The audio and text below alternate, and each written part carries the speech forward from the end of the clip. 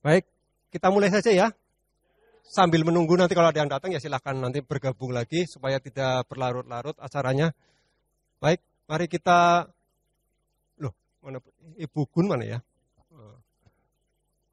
Yang di depan boleh masuk aja ya.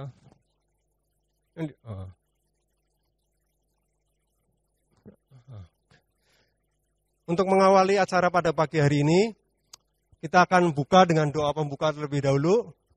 Kami persilakan Bu Gun Narti. Monggo Bu Gun.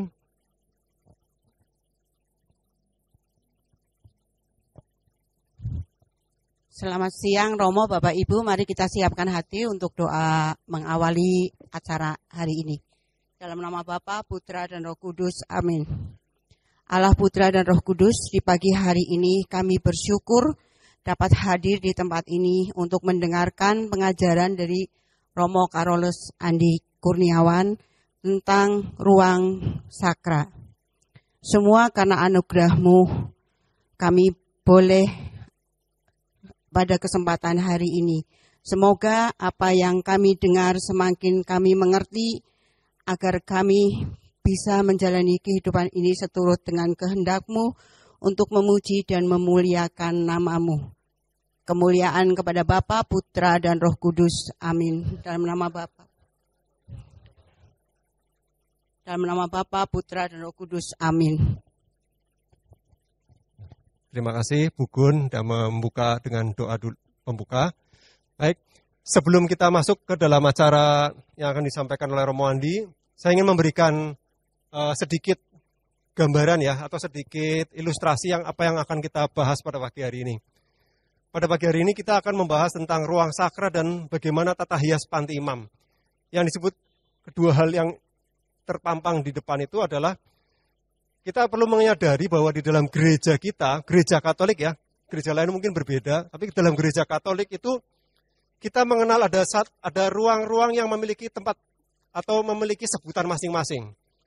Ada tempat ini, ada tempat ini, ada tempat pengakuan, ada tempat untuk perayaan Ekaristi, ada untuk pembaptisan, ada yang lain-lain. Ada yang untuk berdoa, ada yang untuk umat. Nah, masing-masing ruang itu tentu saja memiliki karakteristik ataupun fungsinya masing-masing dan juga memiliki kekudusan yang masing-masing. Kita tidak mengartikan bahwa, berarti kalau bukan yang tempat itu berarti yang lain nggak kudus, nggak suci. Enggak. Tetapi ada tempat yang kita percaya lebih kudus dibanding tempat yang lain. Contohnya tabernakel. Tabernakel kan itu tempat untuk menyimpan tubuh Kristus. Otomatis kita percaya bahwa tempat itu pasti disucikan lebih dari tempat yang lain. Makanya kita melihat kalau prodiakon mungkin mau ngirim komuni, mengambil itu nggak sembarangan. Mereka akan membuka dengan hati-hati, berlutut terlebih dahulu, baru mengambil dengan hati-hati, lalu dan sebagainya. Itu karena adanya kesadaran bahwa tempat ini yang luar biasa, tempat penyimpanan sakramen Maha Kudus. Demikian pula dengan panti imam dan yang lain-lain nanti akan disampaikan Romo. Juga dengan bagaimana sih tata hias panti imam itu yang sebaiknya. Bukan yang kita tidak ngomong benar dan salah ya. Kalau benar dan salah itu kita ngomong kayak seolah-olah kita menghakimi. Tapi yang sebaiknya atau sepantasnya. Karena kita tahu bahwa panti imam itu tempat altar, tempat kurban Kristus dipersembahkan itu bukan tempat meja perjamuan makan-makan kayak di pesta gitu loh ya. Tapi ini adalah meja altar untuk mempersembahkan kurban Kristus sendiri. Jadi ada aturan atau ada kaidah-kaidah yang seharusnya kita ikutin atau yang kita perlu sadari supaya tidak berlebihan ataupun tidak menutupi makna dari masing-masing lokasi yang ada, misalkan altar atau ambo, entah kursi imam ataupun tabernakel. Jadi kita perlu tahu dan kita akan belajar bersama-sama pada siang hari ini dengan Romo Andi. Maka kita langsung saja melanjutkan acara berikut ini dengan pemaparan oleh Romo Andi. Monggo Romo Andi.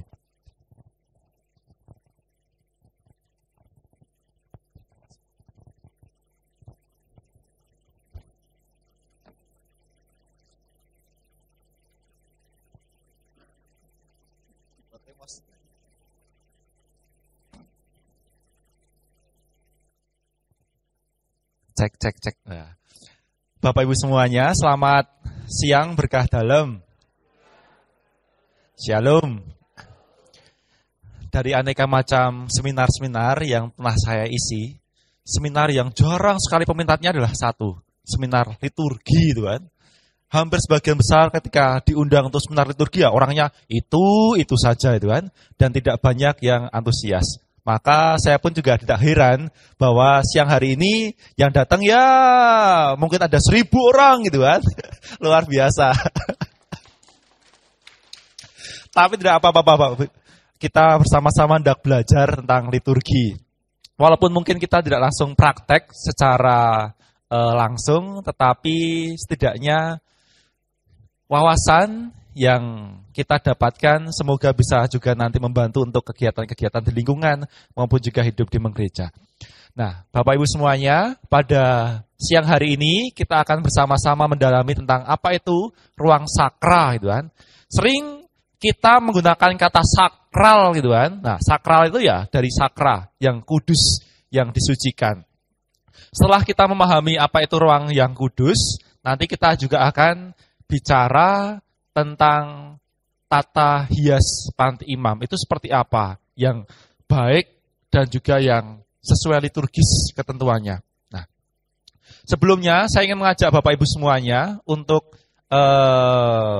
melihat secara lebih dalam bahwa dalam kehidupan kita, dimanapun kita berada, kita membutuhkan namanya suatu tempat-tempat.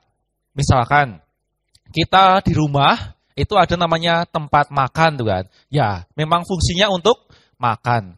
Tidak mungkin kan, dapur kita gunakan untuk tidur gitu kan, nggak mungkin. Misalkan ada pun juga itu kebangetan. Nah, setiap tempat itu punya fungsi-fungsi masing-masing. Begitupun juga dalam kehidupan kita pun juga membutuhkan namanya tempat-tempat. Misalkan rumah, pasti kita membutuhkan rumah untuk tempat kita berlindung, berteduh. Begitupun juga ketika kita berbicara tentang kehidupan doa atau hidup religius kita membutuhkan juga sebuah tempat atau gedung yang kita sebut sebagai gereja. Inilah tempat yang kita kuduskan, namanya aja gereja.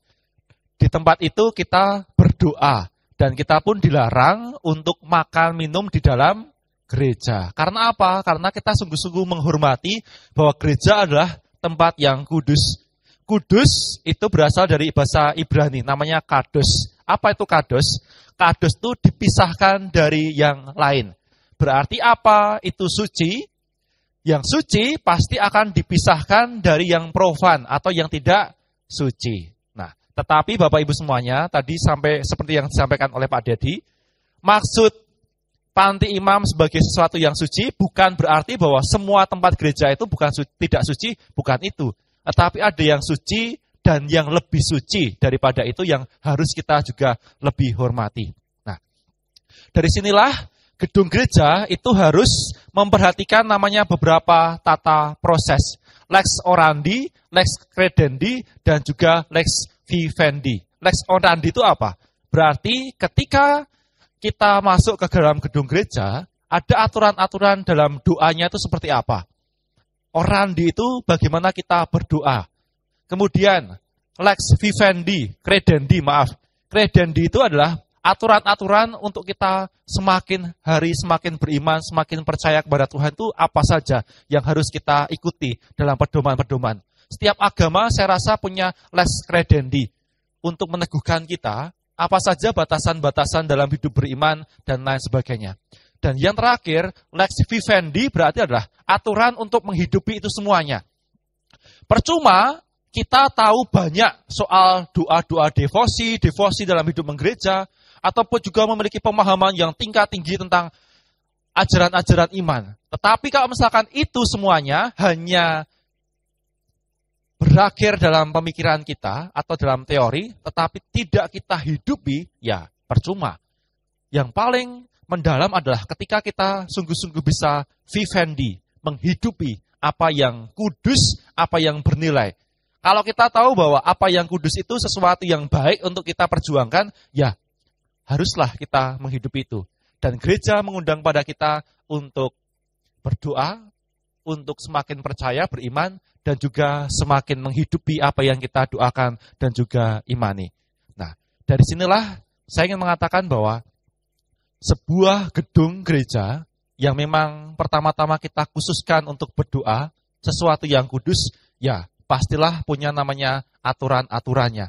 Terlebih juga ruangan-ruangan mana saja yang semakin kudus dan juga kudus, mana yang sungguh-sungguh harus kita hormati, dan juga mana yang mungkin bisa kita tempatkan dalam cara pandang seperti ruangan-ruangan biasa. Nah, dari sini Bapak Ibu semuanya, saya ingin membangun pemikiran Bapak Ibu, sebelum kita melihat tentang tata gedung gereja seperti apa, alangkah baiknya kita melihat secara lebih mendalam dari sisi biblis atau kitab suci.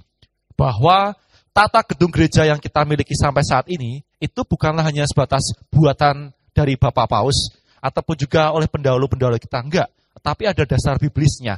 Kita ada dasar yang bisa mempertanggungjawabkan bahwa gedung gereja dibangun seperti itu, ada panti imam, kemudian ada tabernakel, ada mimbar, dan sebagainya, itu pasti ada dasar biblisnya. Nah, Bapak Ibu semuanya, dasar biblis bangunan sakral itu pertama-tama haruslah kita pahami dari sebuah kisah penciptaan.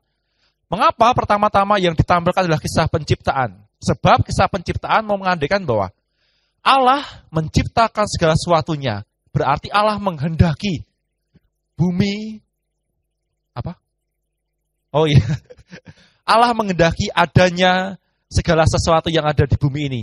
Tumbuh-tumbuhan, tanaman, pohon, makhluk-makhluk, binatang, bahkan juga manusia. Dan Allah mengatakan bahwa setiap kali penciptaan, hari pertama, hari kedua, sampai hari ke-6 mencipta, dan Allah mengatakan bahwa semuanya itu adalah baik adanya. Apa yang diciptakan oleh Tuhan itu baik adanya. Berarti segala sesuatu yang ada di bumi ini baik adanya, dan itu sungguh-sungguh harus kita gunakan untuk memuliakan namanya. Itulah tujuan untuk menggunakan segala sesuatu yang ada di bumi ini. Kemudian, Tuhan pun juga membuat namanya Taman Eden. Berarti apa?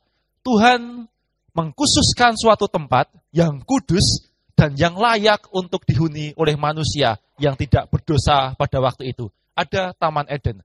Selain itu juga ketika Allah itu menunjukkan dirinya kepada Musa, Allah pun juga menggunakan tempat yang memang kudus. Maka Bapak Ibu semuanya, kalau Bapak Ibu melihat kitab Keluaran, saat Musa naik ke Gunung Horeb itu, dan berjumpa dengan semak belukar yang bernyala-nyala, ketika Musa mau melangkah, Musa diminta untuk melepas tali kasutnya atau melepas kasutnya. Dan di sana, Allah mau menunjukkan bahwa tempat itu adalah tempat yang kudus. Tempat yang kudus tidak bisa kita gunakan dengan sembarangan atau kita samakan dengan tempat-tempat yang lain. Nggak bisa. Tempat yang kudus harus lebih dihormati dan juga disucikan. Perbuatan kita pun juga harus kita hindarkan dari hal-hal yang demikian, yang istilahnya mencemarkan kekudusan tempat Allah. Nah, begitupun juga Bapak Ibu semuanya, dalam perjanjian lama kita pun juga menemukan bahwa Allah itu menunjukkan kehendaknya dalam tempat-tempat tertentu, tidak semua tempat. Dan beberapa hal yang mau ditunjukkan adalah, misalkan saja, peristiwa Abraham yang mempersembahkan anaknya, Iska itu kan. Kalau Bapak Ibu lihat film yang akhir-akhir ini viral itu kan, apa namanya? The Only Son itu kan. Nah, itu adalah kisah tentang Abraham yang filmnya mungkin akan di-take down itu kan oleh DPR karena jalan ceritanya berbeda dengan yang di Al-Qur'an. Kalau yang di Al-Qur'an itu yang dipersembahkan adalah Ismail. Kalau kita Iska. Jadi mau dihapuskan film itu di Indonesia. Mungkin Bapak Ibu yang belum sempat untuk nonton, segeralah menonton, Tuhan. Kemarin saya lihat di YouTube, itu ada yang upload, Tuhan. His Only Son 2023, Tuhan. Sudah ada yang upload. Silahkan kalau mau nonton di YouTube, sepertinya masih ada di YouTube. Seperti itu. Nah, Bapak Ibu semuanya, Allah itu menunjukkan kehendaknya di tempat-tempat khusus. Ketika Allah menunjukkan kehendaknya kepada Abraham, Allah menguji hati Abraham. Itu pun juga ada di gunung. Allah menunjukkan kehendaknya kepada Musa dengan memberikan kedua loh batu. Itu pun juga ada di Gunung Sinai. Maupun juga Allah itu menunjukkan kehendaknya pula kepada bangsa Israel pun juga ditunjukkan melalui gunung. Elia pun juga sama, menunjukkan keagungan Allah di sebuah gunung, gitu kan, Gunung Karmel. Nah, ada tempat-tempat khusus yang memang digunakan oleh Allah untuk menunjukkan kehendaknya. Begitupun juga dalam konteks biblis ini kita mau mengakui bahwa ada tempat-tempat khusus yang memang oleh Allah dipilih dan juga dikuduskan.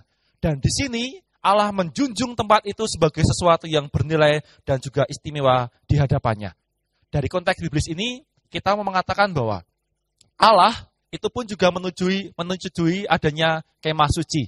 Allah memberikan arahan, instruksi untuk menempatkan barang-barang apa saja yang harus ada di kemah suci. Dan juga bagaimana cara membangun kemah suci sebagai kediaman Allah pun Allah yang memandunya.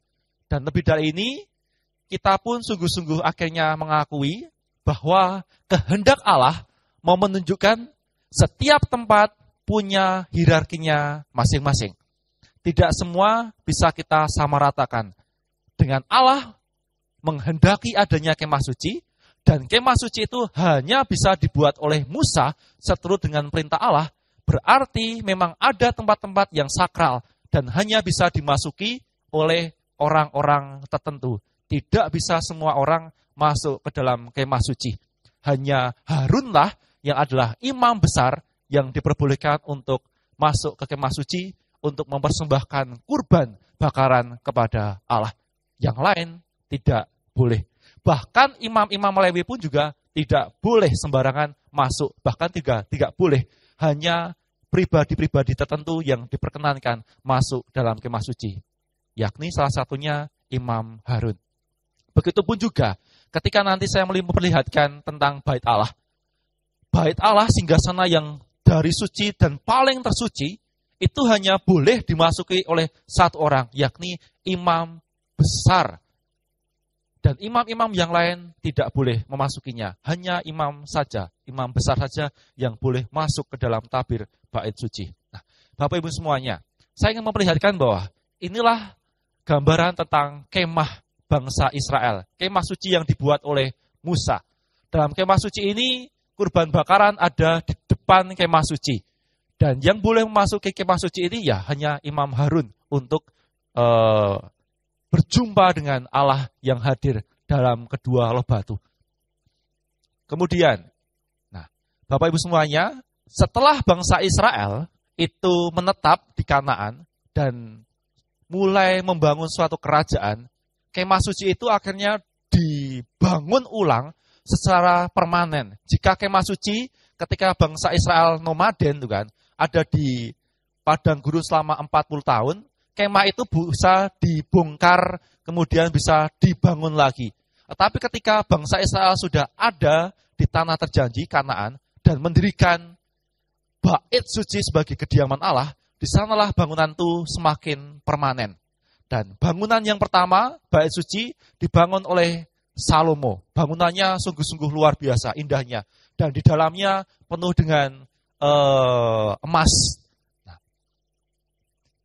kemudian, setelah bait Allah zaman Salomo itu hancur, di sanalah Zerubabel itu mendirikan kembali bait Allah. Tetapi besarnya tidak seperti bangunan yang dibuat oleh Salomo. Lebih kecil daripada yang dilakukan oleh Salomo. Kemudian pula setelah bait Allah ini dihancurkan pada zaman Asyur gitu kan. Nah, akhirnya Herodes itu membuat bait Allah kembali. Nah, Bapak Ibu semuanya, bait Allah yang dialami oleh Yesus Kristus atau zaman saat Yesus Kristus itu lahir adalah bait Allah yang ketiga. Bait Allah yang dibuat oleh Herodes Agung, bukan Herodes Antipas. Herodes Agung adalah ayah dari Herodes Antipas. Yang waktu itu ambil bagian dalam menghukum Yesus Kristus adalah Herodes Antipas, anak dari Herodes Agung. Jadi perlu kita pahami bahwa Herodes pun juga ada dua. Jangan sampai kita salah artikan hal itu. Nah, kurang lebih bangunan di zaman Herodes itu seperti ini.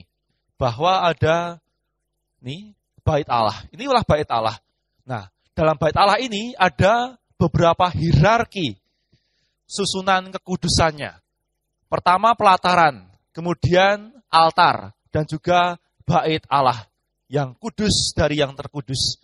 Setiap orang itu boleh masuk ke pelataran bait Allah ini, kecuali mereka yang bukan orang-orang Yahudi tidak diperkenankan untuk melewati batas ini atau tembok ini. Yang boleh melewati tembok ini adalah orang-orang Yahudi saja. Orang non-Yahudi tidak boleh melewati batas tembok ini. Kemudian mereka yang diperkenankan masuk ke sini adalah mereka yang mempersembahkan kurban-kurban. Bapak Ibu semuanya, kalau Bapak Ibu melihat dalam kitab suci, khususnya Injil Lukas, di sana kita akan menemukan bahwa Maria dan Yosef bertemu dengan Simeon. Di mana bertemunya? Kemungkinan adalah di sini, di pelatarannya, depan, paling depan. Kemudian kurban-kurban bakaran itu akan dibakar di altar, pembakaran, pengorbanan. Dan tidak ada orang yang diperkenankan untuk masuk ke tempat yang suci dari yang paling suci kecuali imam besar. Nah, dari sini Bapak Ibu semuanya, saya ingin menunjukkan bahwa bait Allah pun juga punya susunan dari apa yang suci sampai yang paling suci. Dan setiap hierarki itu punya batasan-batasan wewenangnya. Ada orang-orang yang diperkenankan untuk masuk ke dalam bait Allah dari yang suci, dari yang paling tersuci itu, dan hanya ada beberapa orang yang boleh juga memasuki pelataran atau mempersembahkan kurban di depan bait Allah. Nah, Bapak Ibu semuanya, di sini saya ingin menampilkan bahwa ada perubahan dasar kemah suci yang kita alami. Dahulu ketika kemah suci zaman Musa, itu kemahnya bentuknya seperti ini. Di sini itu ada tabut perjanjian, kemudian ada mimbar, gitu kan, dan juga ada kursi. Tetapi dalam perkembangan selanjutnya berubah.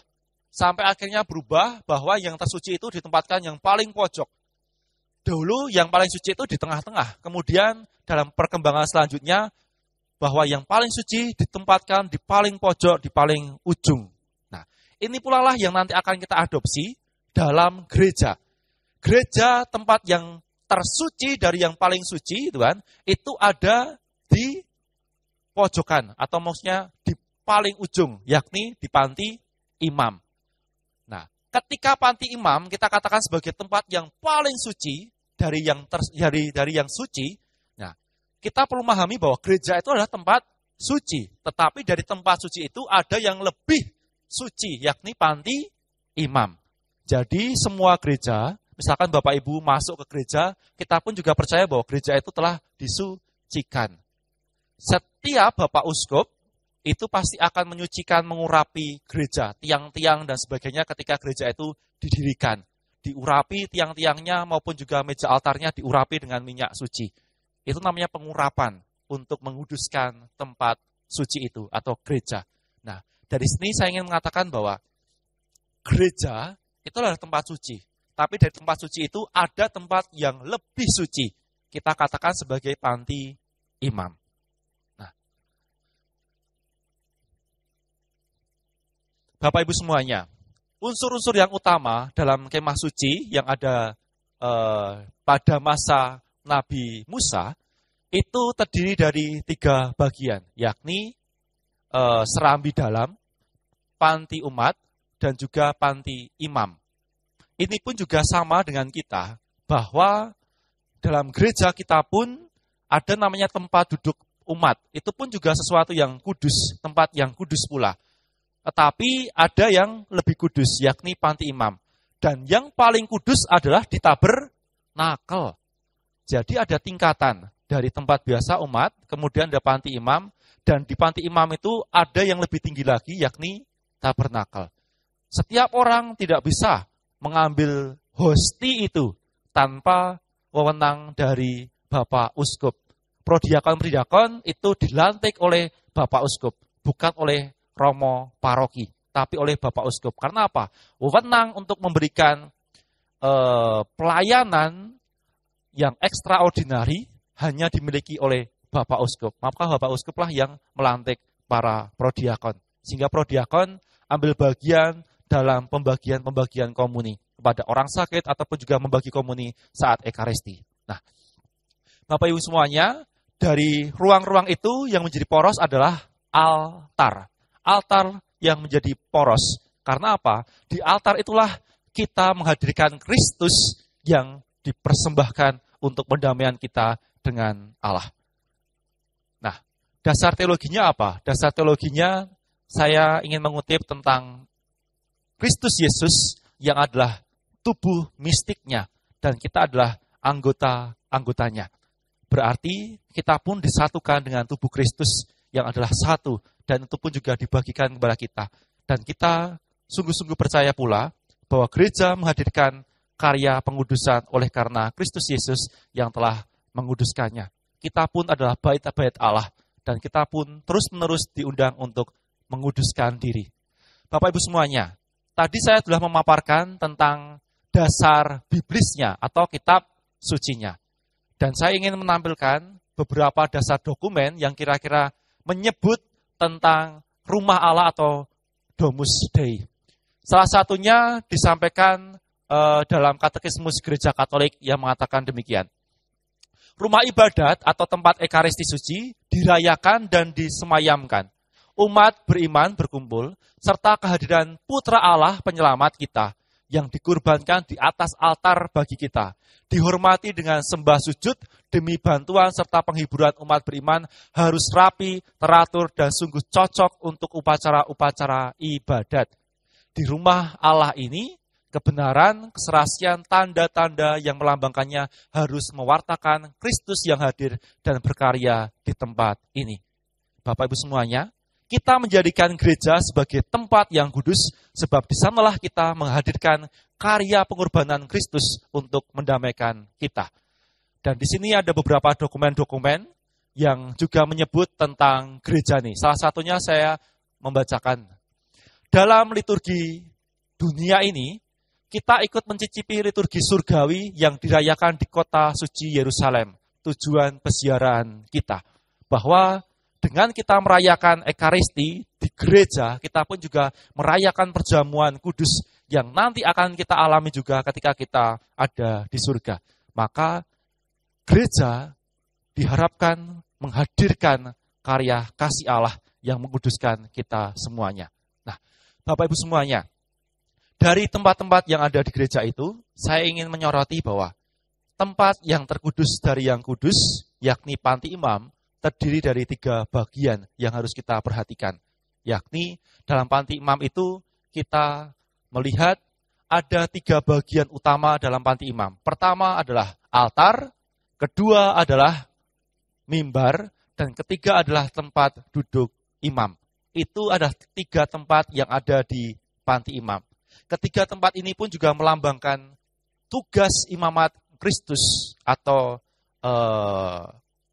munus Christi. Pertama, munus sanctificandi, yakni tugas menguduskan. Tugas menguduskan berarti kita tempatkan dalam liturgi Eka Christi. Selama liturgi Ekaristi, imam akan ada di altar. Kemudian yang kedua adalah munus docendi, docere, mengajar. Tugas mengajar adalah ketika kita bersama-sama merayakan liturgi sabda. Selama liturgi sabda, semuanya akan dipusatkan di mimbar. Bacaan-bacaan khotbah akan dilaksanakan di mimbar. Jika imam itu homili di altar, itu sebenarnya tidak ideal. Idealnya apa? Di mimbar. Karena pusat dalam panti imam untuk pewartaan ada di mimbar. Dan yang ketiga, tugas memimpin atau munus regendi. Ditempatkan di tempat duduk imam atau di sedelia, di mana imam akan memimpin. Maka dalam ritus pembuka dan ritus penutup, imam akan selalu berada di tempat duduknya. Karena apa? Karena dia memimpin dari awal sampai akhir. Nah, Bapak Ibu semuanya, inilah beberapa hal yang ingin saya garis bawahi bahwa 3 tempat yang ada dalam panti imam dan sungguh-sungguh akan membantu kita dalam perayaan Ekaristi, menguduskan kita, tempat duduk imam, kemudian altar, serta ketiga mimbar. Nah, ini adalah sebuah kapel yang seringkali digunakan oleh Paus Fransiskus untuk memimpin misa harian. Sama, ada mimbarnya, ada altar, dan juga di pojokan sana itu ada tempat duduk imam atau Bapak Paus untuk memimpin perayaan Ekaristi. Nah, pertama altar. Saya hanya akan menjelaskan secara singkat saja, karena pastinya Bapak Ibu semuanya sudah lebih paham tentang altar itu seperti apa. Altar merupakan tempat untuk menghadirkan kurban salib dengan menggunakan tanda-tanda sakramental. Merupakan meja perjamuan Tuhan. Dalam misa, umat Allah dihimpun di sekeliling altar untuk ambil bagian dalam misa. Tentang altar ini diharapkan memang meja yang digunakan adalah meja yang permanen, bukan meja yang mudah dipindah-pindahkan. Dan memang sungguh-sungguh kuat untuk menopang seluruh kegiatan liturgi, terutama perayaan Ekaristi. Sebab kurban itu akan dilaksanakan di atas altar yang kudus itu. Kemudian, yang kedua, mimbar. Di mimbar ini, kita bersama-sama memusatkan perhatian pada liturgi sabda. Keagungan sabda Allah menuntut hanya ada satu mimbar untuk pewartaan sabda. Di gereja kita itu sudah benar bahwa hanya ada satu mimbar untuk liturgi sabda. Dan mimbar yang satunya itu hanya untuk pengumuman ataupun juga untuk menyampaikan sambutan sepatah dua patah kata dan lain sebagainya. Bukan di mimbar. Kita sudah benar. Beberapa waktu yang lalu, Katedral Purwokerto, itu mimbarnya ada dua, gitu kan? Kiri kanan. Akhirnya ketika Romo Ngarlan pindah ke katedral, mimbar yang satu diambil dan kita hanya punya satu mimbar yang ada di Katedral Purwokerto. Waktu pandemi ada dua, karena pemikirannya adalah Bapak Uskup ketika misa pakai mimbar itu, kalau misa harian atau misa yang dipimpin oleh imam, selebran atau konselebran, nanti pakai mimbar yang satu. Tetapi akhirnya hanya satu mimbar yang ada di panti imam. Kemudian, kursi imam selebran melambangkan kedudukan imam sebagai pemimpin dan mengungkapkan tugasnya sebagai pemimpin doa. Kursi imam harus berhadapan langsung dengan umat dan berada pada ujung panti imam, kecuali kalau tata bangunan gereja tidak memungkinkan.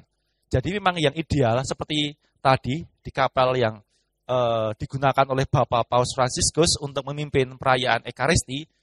Nah, kursi imam itu ada di ujung, sehingga tidak ketutupan oleh altar. Tetapi tidak bisa dipungkir pula bahwa jika memang arsitektur gereja tidak memungkinkan untuk menempatkan kursi ada di agak ujung, ya tetap dimungkinkan untuk diletakkan di belakang altar. Seperti halnya gereja kita. Yang penting tidak menutupi imam atau umat bisa melihat secara langsung imamnya. Begitu. Nah, Bapak Ibu semuanya, sebelum saya memasuki tentang tata dekorasi, mungkin ada pertanyaan dari Bapak Ibu, 1-2 pertanyaan tentang ruang sakra yang ada di gereja. Ketika kita sudah memahami adanya ruang sakra, nanti kita akan memahami pula tata dekorasi seperti apa yang baik kita lakukan untuk menghias altar, panti imam, ataupun juga mimbar, dan lain sebagainya. Apa saja nanti dasar-dasar serta pedoman-pedomannya. Tetapi lebih dari itu, yang ingin saya sampaikan adalah yang bagian pertama, sesi pertama, bahwa dalam gereja, khususnya gedung gereja, ada tempat yang tersuci dari yang suci. Tempat yang paling suci adalah ada di panti imam. Dan lebih dari panti imam itu ada tabernakel sebagai maha suci dari yang suci. Sebab di tabernakel itu kita sungguh-sungguh percaya bahwa Kristus hadir di tabernakel. Kemudian grade selanjutnya adalah panti imam, grade selanjutnya adalah tempat duduk umat semuanya. Jadi gedung gereja itu sungguh-sungguh kudus. Tetapi dari yang kudus itu ada yang lebih kudus. Dan ada sisi hierarki yang memang mengatur hal itu. Ada orang-orang yang boleh memasuki tempat-tempat itu. Tidak semua orang. Misalkan saja panti imam. Siapa saja yang boleh naik ke panti imam ketika Ekaristi? Ya, paling-paling hanya misdinar, prodiakon, lektor, pemazmur. Yang lain pun tidak boleh. Serta imam, maaf itu kan. Kalau imamnya nggak boleh, nanti yang memimpin Ekaristi siapa itu. Nah, Bapak Ibu semuanya, apakah ada pertanyaan untuk sesi yang pertama? Oke, Pak Rudi, Pak Andi. Romo, saya mau tanya aja. Jadi kan sekarang ada batas suci di gereja kita. Pertanyaan saya cuma begini, Romo. Apakah di dalam gereja selain Ekaristi boleh melakukan kegiatan di gereja? Itu, Romo. Baik, terima kasih. Oke. Terima kasih, Romo. Di panti imam itu ada tempat duduk untuk Romo. Terus pertanyaan saya, itu nggak boleh orang sembarangan duduk ya, Romo? Awam maupun prodiakon nggak boleh ya. Walaupun dia gantiin, adakan ibadat sabda. Saya pernah di Tegal ini. Waktu misa pagi saya tegur itu orangnya itu. Kamu nggak boleh duduk situ. Jawabannya, Romo kan podo wae wong. Wah, mau untung saya udah tua tadi. Terus saya tanya sama Romo Suratman, ada juga tempat duduk yang namanya katanya kursi katedral. Yang Romo pun tidak boleh duduk situ, yang boleh uskup. Itu betul. Gimana ya, Romo? Terima kasih, Romo. Terima kasih. Pertama saya akan tanggapi pertanyaan yang pertama terkait dengan batas suci.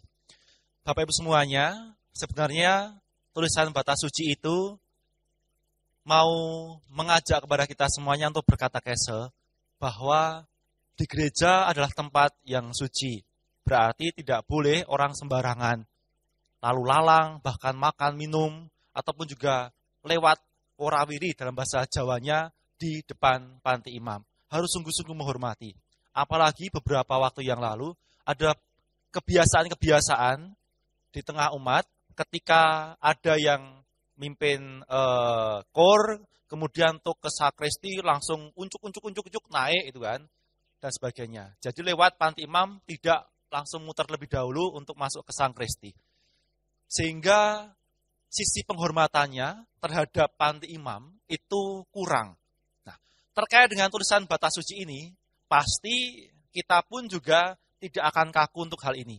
Jika memang ini dirasa oleh umat, misalkan cukup mengganggu karena apa bedanya batas suci panti imam dengan batas suci masjid, kan, misalkan. Ya, nanti kita akan evaluasi bersama. Gereja, saya, para romo, maupun juga bidang liturgi pasti terbuka dengan masukan-masukan dari umat. Kita tidak semuanya kaku kok, tetapi dari usaha ini kita mau mengembangkan sisi katekese gereja bahwa tidak semua orang boleh lalu lantang masuk ke panti imam, bahkan juga naik ke panti imam dengan tidak hormat. Kita diingatkan bahwa ada tempat yang suci loh ya, tersuci bahkan dari yang paling suci, yakni tabernakel. Dan kita percaya bahwa tabernakel adalah tempat singgasana di mana Kristus Yesus hadir dalam sakramennya. Kalau Kristus hadir di depanmu, apakah kamu itu sungguh-sungguh menghormati ataukah tidak? Itu. Jadi terkait dengan batas suci itu awalnya untuk katekese bagi kita dan untuk mengingatkan kita supaya kita tidak lalu lantang. Tetapi misalkan itu memang mengganggu Bapak Ibu semuanya, untuk membangun kekusukan, karena fokus Bapak Ibu bukan pada Ekaristi, bukan pada altar, tapi pada tulisan batas sucinya itu, gitu kan? Ya, nanti kita akan evaluasi bersama-sama. Jika itu memang misalkan tidak membantu, ya mungkin kita akan ganti dengan yang lain, yang kira-kira bisa membantu Bapak Ibu untuk semakin memasukkan diri dalam Ekaristi. Kemudian untuk kegiatan-kegiatan, misalkan KKR ya, KRK itu kan, KKR, sorry maaf, KRK itu kan. Nah, KRK atau mungkin juga kegiatan seperti kemarin ada Romo Eko Wahyu gereja. Pada intinya adalah tetap dimungkinkan untuk kegiatan-kegiatan seperti itu. Asalkan jika memang keadaannya itu cukup ada misalkan tari-tarian, tari-tarian, misalkan pujian yang mau dibuat di panti imam, ya alangkah baiknya sakramen dipindahkan lebih dahulu di kapel, entah kapel adorasi ataupun juga kapel panti imam. Karena apa? Seringkali ada banyak persiapan-persiapan, entah itu persiapan sound system, persiapan-persiapan nyanyian, dan sebagainya. Sehingga tidak menyadari bahwa di belakangnya ada sakramen. Saya mengatakan bahwa kalau kita malah tidak menghargai adanya sakramen di belakang kita, dan kita merasa sukacita untuk mungkin menari-nari, berlari-lari, dan sebagainya, kita malah tidak dibangun kekudusan, malah tambah dosa, iya, seperti itu. Maka disinilah sungguh-sungguh diperhatikan. Tetap diperbolehkan untuk hal itu. Jika misalkan mau membuat seminar-seminar di gereja, karena aula ini penuh, tetap dimungkinkan. Yang penting jika memang seminarnya itu sesuai dengan kaidah liturgi, alangkah lebih baiknya pertama-tama sakramennya dipindahkan. Jadi gereja tetap difungsikan sebagaimana mestinya. Bukan untuk makan, bukan untuk kegiatan-kegiatan profan yang lain yang kira-kira tidak relevan dengan hidup menggereja. Jadi memang harus sungguh-sungguh dibangun sisi kekudusan dalam gereja yang harus kita terus dengungkan dalam diri kita. Itu Mas Rudi. Itu. Kemudian pertanyaan kedua terkait dengan tempat duduk imam. Benar bahwa tempat duduk imam itu lebih menampilkan bahwa itulah hierarki gereja dan juga imamat jabatan yang diberikan gereja kepada imam-imamnya. Maka dalam ibadat sabda, saya mengatakan dalam ibadat sabda, alangkah baiknya ditempatkan kursi sendiri. Misalkan di belakang tiang itu, di samping tiang, atau mungkin juga di samping altar. Karena ibadat sabda pasti fokusnya ada di mimbar. Baru nanti pas pembagian komuni tentunya akan naik ke altar gitu kan. Kemudian mempersiapkan untuk komuni. Tetapi fokus untuk ibadah sabda namanya aja ibadah sabda. Pasti liturgi sabda ada di mimbar. Di sini diharapkan memang untuk kursi, dicari kursi tersendiri, ditempatkan di samping tiang atau mungkin juga di samping altar. Itu yang lebih idealnya seperti itu. Karena tempat duduk imam pun juga tidak bisa digunakan oleh siapapun juga selain imam yang merayakan ekaristi. Hanya ekaristi pada waktu itu. Nah, terkait dengan katedral, kita pun juga sama mengetahui bahwa arti katedral itu adalah kursi uskup.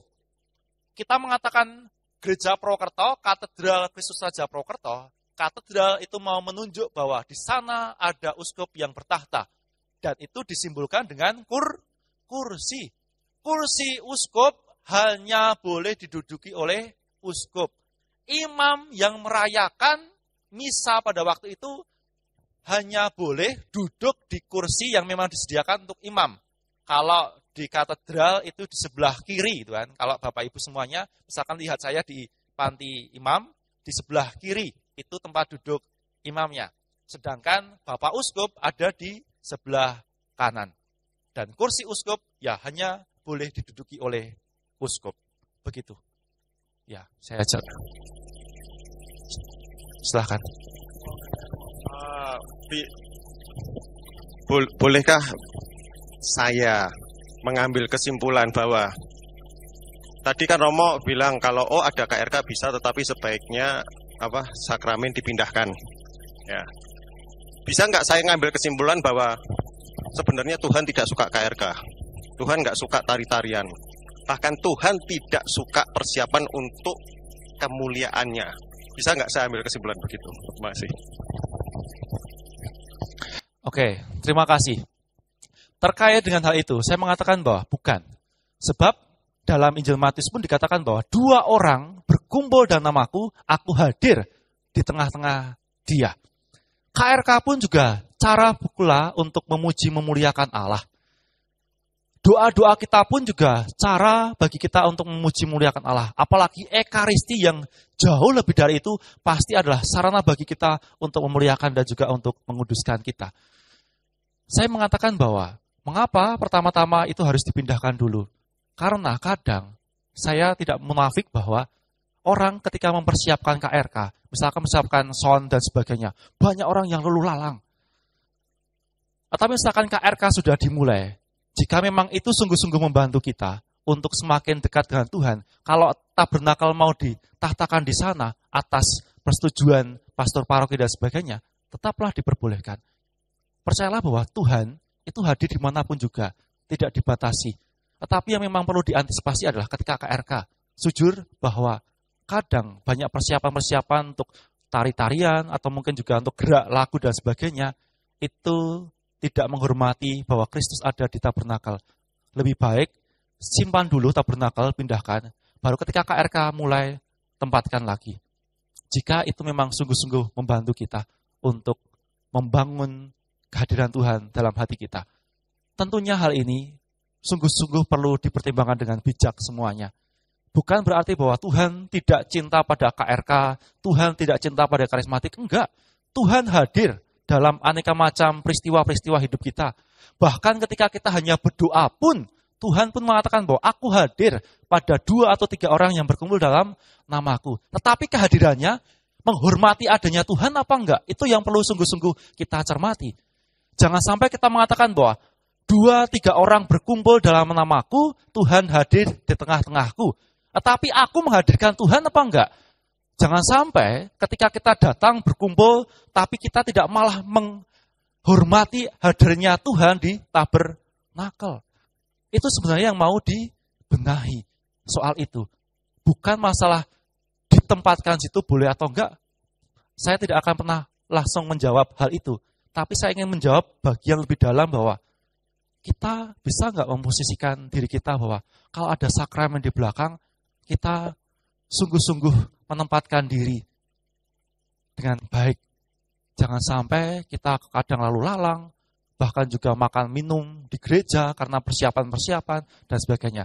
Jika memang itu masih persiapan, lebih baik tempatkan dulu sakramen di kapel.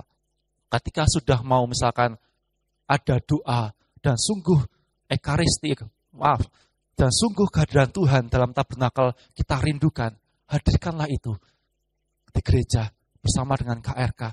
Yang penting ingat bahwa kita tahu di mana batasan-batasannya yang perlu kita sungguh-sungguh harus cermati. Jangan sampai akhirnya kita malah tidak menghormati Kristus yang hadir. Hadirkanlah hati yang mau datang kepada Tuhan, mau berkumpul dan juga mau bercakap dengan Tuhan dalam perjumpaan. Itu Pak Tono yang ingin saya sampaikan. Setiap doa baik adanya. KRK, karismatik, Legio Maria, itu pun juga menghadirkan Tuhan. Tetapi ingat bahwa kehadiran Tuhan yang sungguh-sungguh real dan sungguh-sungguh nyata yang kita iman adalah kehadiran Tuhan dalam hosti kudus, dalam sakramen. Sebab di sanalah kita percaya bahwa Kristus hadir secara nyata. Itulah kehadiran yang tidak bisa digantikan oleh apapun. Dan kita mengatakan bahwa itulah kehadiran yang paling puncak dalam sakramen. Maka saya selalu mengharapkan bahwa kalau Bapak Ibu datang ke gereja, ketika masuk, bersujudlah lebih dahulu sebelum duduk. Hormati sakramen itu, sebab di sanalah Tuhan bertahta. Itu bukan hanya simbol loh ya, simbol adanya roti, tapi itu adalah kehadiran Tuhan yang sungguh-sungguh nyata pada kita. Dan kita pun akan terima saat komuni kudus. Itu yang bisa saya jawab Pak Tono. Mungkin memuaskan hasrat pertanyaannya itu kan, atau mungkin juga kurang, ya itu yang bisa saya jelaskan dengan segala kekurangan dan kelebihan saya. Jika mungkin nanti ada Romo Bagio, pasti beliau sebagai Romo Paroki bisa lebih menjelaskan untuk hal itu. Begitu. Ada pertanyaan lagi sebelum kita masuki ke bagian? Oke, silahkan. Oh, tadi kan disebutkan sama Romo juga barusan sikap kita saat masuk berlutut segala macam. Tapi bagi pengamatan saya kadang orang sikapnya itu hanya sekedar formalitas. Hanya ada yang berlututnya pun nggak sempurna atau nunduknya cuma gini atau asal lah sebagai formalitas itu adakah hukum atau dosa atau apa gitu supaya kita sebagai umat juga mengerti sebenarnya kalau intinya gini, kalau kita melakukan itu dengannya sebagai formalitas kan sama aja bohong. Nah, sikap kita sebaiknya itu seperti apa sih? Mau kadang kan kalau berlutut juga kondisi orang berbeda-beda, mungkin karena mereka sakit atau mereka mungkin memang ada gangguan di fisiknya kan, itu juga menjadi kadang melihatnya itu aja sih Mo. Baik, pertanyaan selanjutnya, Bu Linda.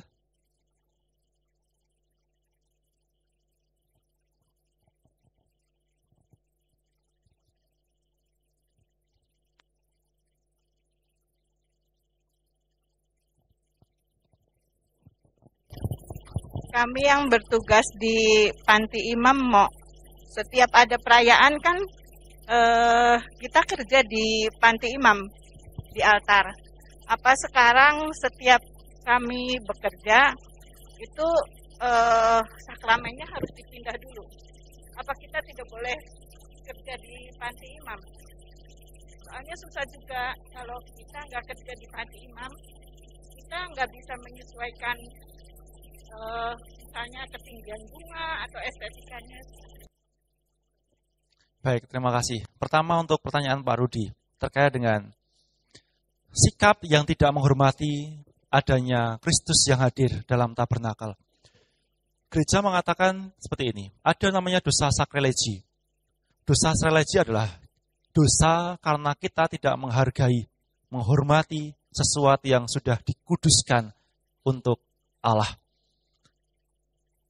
Ketika kita masuk ke gereja dan kita melihat bahwa ada yang kudus di sana dan kita tidak menghormati, tetapi kita malah menodai itu misalkan, itu membuat kita pun juga malah terkena dosa. Dosa karena kita tidak menghormati ataupun juga tidak sungguh-sungguh menaruh perhatian kepada Dia yang hadir. Itu dosa sakralegi. Lebih dari itu pula, bahkan saya mengatakan ketika seseorang merayakan Ekaristi, dan ketika ia merayakan Ekaristi, dia tidak menyiapkan hati dengan baik. Misalkan saja dia berdosa berat, kemudian mau menyambut komuni kudus. Dia sesungguhnya mendapatkan dosa, karena tidak menghormati hadirnya Kristus yang hadir dalam Ekaristi itu. Kalau misalkan Pak Rudi membuka 1 Korintus bab 11, di sana akan ditunjukkan kepada kita, bahwa setiap seorang yang dalam keadaan tidak layak untuk menerima komuni atau tubuh Kristus dan memaksakan diri untuk menerima itu, ia berdosa kepada tubuh dan darah Kristus. Maka dari sinilah saya mengatakan bahwa ada dosa-dosa, yakni dosa sakralegi, di mana seseorang itu tidak menghormati adanya Kristus atau menghormati kehadiran Allah atau hal-hal yang memang dikuduskan pada Allah. Seperti itu. Tetapi semuanya ya harus kita lihat dari hati. Kita juga tidak bisa menilai juga apakah orang seperti ini itu tidak menghormati, belum tentu gitu kan. Pasti Tuhanlah yang tahu apakah dia itu berdosa ataukah tidak. Jadi kalau kita misalkan menghakimi orang yang seperti itu, kita pun juga malah berbuat dosa. Seperti itu. Percayalah bahwa dia yang punya hubungan dengan Tuhanlah yang tahu. Seperti itu. Kemudian untuk Bu Linda, terkait dengan tata rias Tuhan. Saya mengatakan pertama sesuatu yang ideal dulu. Yang ideal adalah sakramen memang harus dipindahkan lebih dahulu. Baru menghias di panti imam. Seperti itu.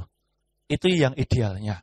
Andai kata misalkan tidak ada orang yang bisa memindahkan tabernakel, misalkan prodiakon nggak ada, romonya tidak ada, dan sebagainya. Bagaimana kita mengusahakan untuk bisa menghias panti imam? Ada dua solusi yang ingin saya sampaikan. Pertama, tetaplah hias panti imam, datang ke panti imam, tetapi dengan penuh kehormatan. Bukan dengan tindakan yang tidak sopan. Bahkan rumpi ataupun juga gosip di panti imam itu kan. Seringkali kan kalau ada ibu-ibu berkumpul itu kan, kemudian cerita itu kan, ceritanya cerita anak tetangganya dan sebagainya. Itu malah diceritakan di depan panti imam gitu kan. apakah mungkin Tuhan juga mau mendengarkan gosip orang lain? Itu. Tetaplah menghias, asalkan tetap menghormati bahwa ada sakramen di sana. Kemudian kedua, sesuatu yang juga bisa dilakukan adalah menghias di luar, kemudian baru bunganya dimasukkan. Jadi ada dua itu. Kalau misalkan mau langsung di sana, ya hormati sungguh-sungguh Tuhan Yesus yang hadir dalam sakramen. Setidaknya jangan gosip lah gitu kan, atau jangan bicara hal-hal yang tidak relevan banyak. Seperti itu. Begitu Bu Linda. Itu yang saya ingin sampaikan. Yang penting adalah melalui hal ini, mari kita bersama-sama semakin menghormati Kristus yang hadir dalam sakramen. Dan kita pun juga sungguh-sungguh menempatkan diri mana posisi kita. Apakah kita itu istilahnya berkepentingan untuk masuk ke panti imam ataukah tidak. Sesuai dengan jabatan kita apakah tidak. Itu juga harus kita perhatikan. Seperti itu. Begitu Bu Linda. Oke, ada pertanyaan lagi? Jika tidak ada, saya lanjutkan dulu. Oke, Pak Benri. Terakhir ya, nanti kita masuk ke dekorasi gereja. Makasih Romo. Saya mau tanya Romo. Ini kan masalah tempat suci Romo. Jadi kalau misalnya kita mau ada pemberkatan rumah, terus rumah itu kan nanti kita mau ngadakan misa gitu loh. Jadi kita mau ngadakan misa, toh nanti tempat itu akan jadi tempat suci Romo. Nah itu apa saja yang harus kita lakukan untuk menjadikan tempat yang buat nanti misa itu jadi tempat suci gitu loh. Jadi kan itu nanti kita menghormati dong otomatis Romo ya. Jadi mungkin suatu tempat juga kalau misalnya itu kira-kira supaya tempat itu buat, karena di situ nanti juga akan ada hosti, akan ada Romo juga di situ, akan ada hiasan ini.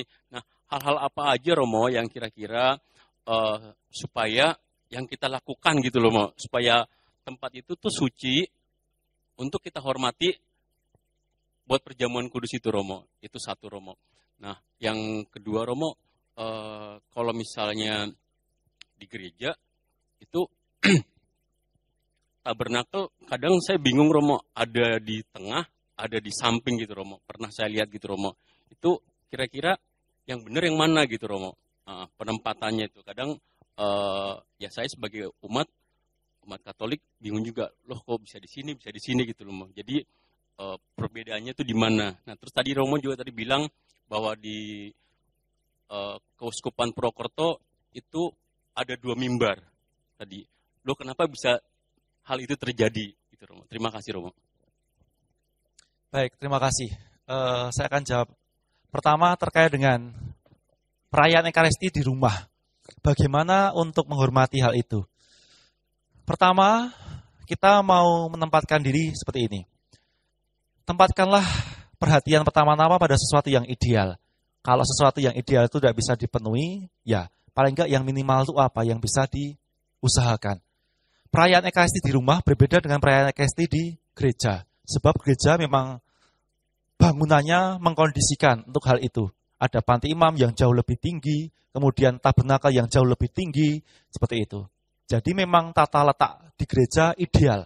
Sedangkan di rumah itu sesuatu yang tidak ideal sebenarnya, tapi masih bisa dilakukan. Cara melakukannya seperti apa? Pertama adalah hormati kehadiran altar yang ada di sana. Karena di altar itulah kita sungguh menaruh suatu pengharapan kita bahwa Kristus hadir secara nyata di altar itu. Dalam kurbannya, dalam transubstansi, perubahan roti, anggur menjadi tubuh darah Kristus ada di altar. Maka alangkah baiknya seperti halnya di gereja, ketika Ekaristi dimulai, ya setidaknya jangan lalu lalang di depan altar. Hormatilah altar yang nanti digunakan untuk merayakan Ekaristi. Seperti itu. Maka secara ideal pula adalah altar yang digunakan adalah altar yang kokoh. Dan juga altar yang alangkah baiknya tidak digunakan untuk hal-hal yang berdosa. Contohnya, meja judi digunakan untuk altar itu kan. Misalkan contoh ekstrimnya itu kan, contoh ekstrimnya. Ya tidak boleh itu kan. Gunakanlah memang meja-meja khusus yang memang tidak digunakan untuk hal-hal yang tidak baik gitu kan. Meja yang lain boleh Tuhan, masih banyak meja-meja kok yang lain. Tapi jangan meja yang biasanya digunakan untuk berdosa, digunakan untuk altar. Itu sesuatu yang tidak ideal sebenarnya. Tidak ideal. Emang idealnya adalah meja itu yang memang sejak awal, dari awal sampai akhir digunakan untuk berdoa terus-menerus. Nah, itu sesuatu yang memang ideal. Tapi misalkan memang tidak ideal dan tidak ada meja satupun, hanya meja judi itu digunakan untuk altar, ya bagaimana gitu kan. Tapi alangkah baiknya cari sesuatu yang ideal lebih dahulu, Bapak Ibu semuanya. Coba untuk menempatkan segala sesuatu dalam ketidakidealan, untuk menilai-nilai sesuatu dalam apa sih aturan-aturan yang ideal, yang kira-kira bisa diusahakan di rumah. Itu saja. Karena memang misa di rumah, itu tidak bisa seperti misa di gereja yang ideal. Jadi diusahakanlah paling enggak yang batas-batas minimal yang perlu diusahakan. Seperti itu. Contohnya lagi, ketika misa selesai itu kan, kemudian ketika makan, peralatan liturgi masih ada di atas altar, kemudian makanannya romo ditaruh di atas altar itu kan. Yo jangan, tempatkanlah di tempat lain. Kecuali misalkan itu sudah dibereskan, terus taplaknya sudah diambil dan sebagainya, mau digunakan untuk tempat makan, ya silahkan. Tetapi selesaikan dulu. Jangan itu belum selesai, taplaknya masih putih, di sana ada piala dan sebagainya, langsung ditempati sengsu gitu kan, atau mungkin juga babi dan sebagainya. Ayo, itu sesuatu yang tidak berkenan. Menghormati. Nah, itu Pak Bentri. Kemudian yang kedua, terkait dengan tabernakel. Dalam PUMR sebenarnya tidak ada aturan baku bahwa tabernakel harus ada di tengah. Tidak ada. Tetapi aturan di PUMR adalah setidaknya tabernakel mudah untuk dipandang oleh umat yang datang ke gereja. Nah, di sini pastinya akan mengikuti juga untuk arsitek gereja. Beberapa waktu yang lalu, khususnya bulan Mei tahun ini, KWI itu mengeluarkan suatu pengajaran tentang desain tata arsitektur gereja. Bahwa kadang orang itu lupa ketika membuat gedung gereja, itu lupa sisi sakranya dalam bangunan-bangunan. Sehingga ya dibuat bangunan yang penting indah saja gitu kan. Tetapi tata letaknya kadang tidak dipahami. Sehingga tabernakel tidak dikondisikan di tempat yang mudah untuk dipandang. Sehingga ya tabernakel diselip-selipkan sajalah. Ini yang sebenarnya salah. Orang yang membuat desain gereja, alangkah baiknya tahu apa yang ada dalam kondisi gereja, tata liturgisnya dan sebagainya. Supaya tahu juga untuk menempatkan di mana nanti tabernakel, di mana kor, dan lain sebagainya. Seperti itu. Untuk di tengah ataupun juga di samping memang tidak ada aturan baku. Biasanya menyesuaikan dengan kondisi gereja. Contohnya saja, HKY. Kalau tabernakel mau ditempatkan di tengah, itu sempit banget. Jadi kemungkinannya pinggir. Karena apa? Karena arsitek gerejanya itu kurang memungkinkan untuk ditempatkan di tengah. Seperti itu. Karena tiang-tiang samping kiri, samping kanan itu terlalu menjorok banget. Sehingga misalkan tempat duduk imam itu mau dipindahkan, di samping kiri misalkan, umat yang ada di samping kiri nggak bisa lihat imamnya. Yang hanya bisa adalah mungkin depan serta samping kanan. Jadi memang harus lihat tata arsitektur gereja lebih dahulu, mau menempatkan di mana. Yang penting itu bisa dilihat oleh umat. Dan umat tahu bahwa, oh itu tabernakel. Jangan sampai, itu tabernakel apa enggak ya gitu kan. Jangan sampai. Jadi memang harus sungguh tahu bahwa itu tabernakel. Itu Pak Bentri. Baik, Bapak Ibu semuanya, saya lanjutkan lebih dahulu untuk tata dekorasi. Saya akan menjelaskan singkat saja. Ini akan banyak slide-slide yang ingin saya sampaikan, tapi saya penjelasan singkat-singkat saja. Saya rasa Bapak Ibu semuanya yang berkecimpung di dekorasi tidak banyak yang mungkin memahami. Baik, terkait dengan tata dekorasi, kita harus memahami bahwa dalam tempat-tempat liturgi ada dua kriteria. Fungsinya fungsional dan juga kualitatif. Kualitatif berarti bahwa tempat itu dapat menopang suasana sakra atau suci yang merupakan unsur hakiki dalam liturgi. Kemudian fungsional berarti lah tempat itu juga dapat memungkinkan pelaksanaan tugas-tugas pada perayaannya. Jadi Bapak Ibu semuanya, bukan hanya sebatas memperhatikan fungsional saja, tapi juga harus memperhatikan sisi kualitatifnya. Mimbar, ketika nanti mau dihiasi, ya baik mimbarnya, tetapi kualitatif enggak. Sungguh-sungguh mendukung enggak untuk hadirnya ruang sakra dalam gereja itu, dalam panti imam maupun juga mimbar itu. Contohnya,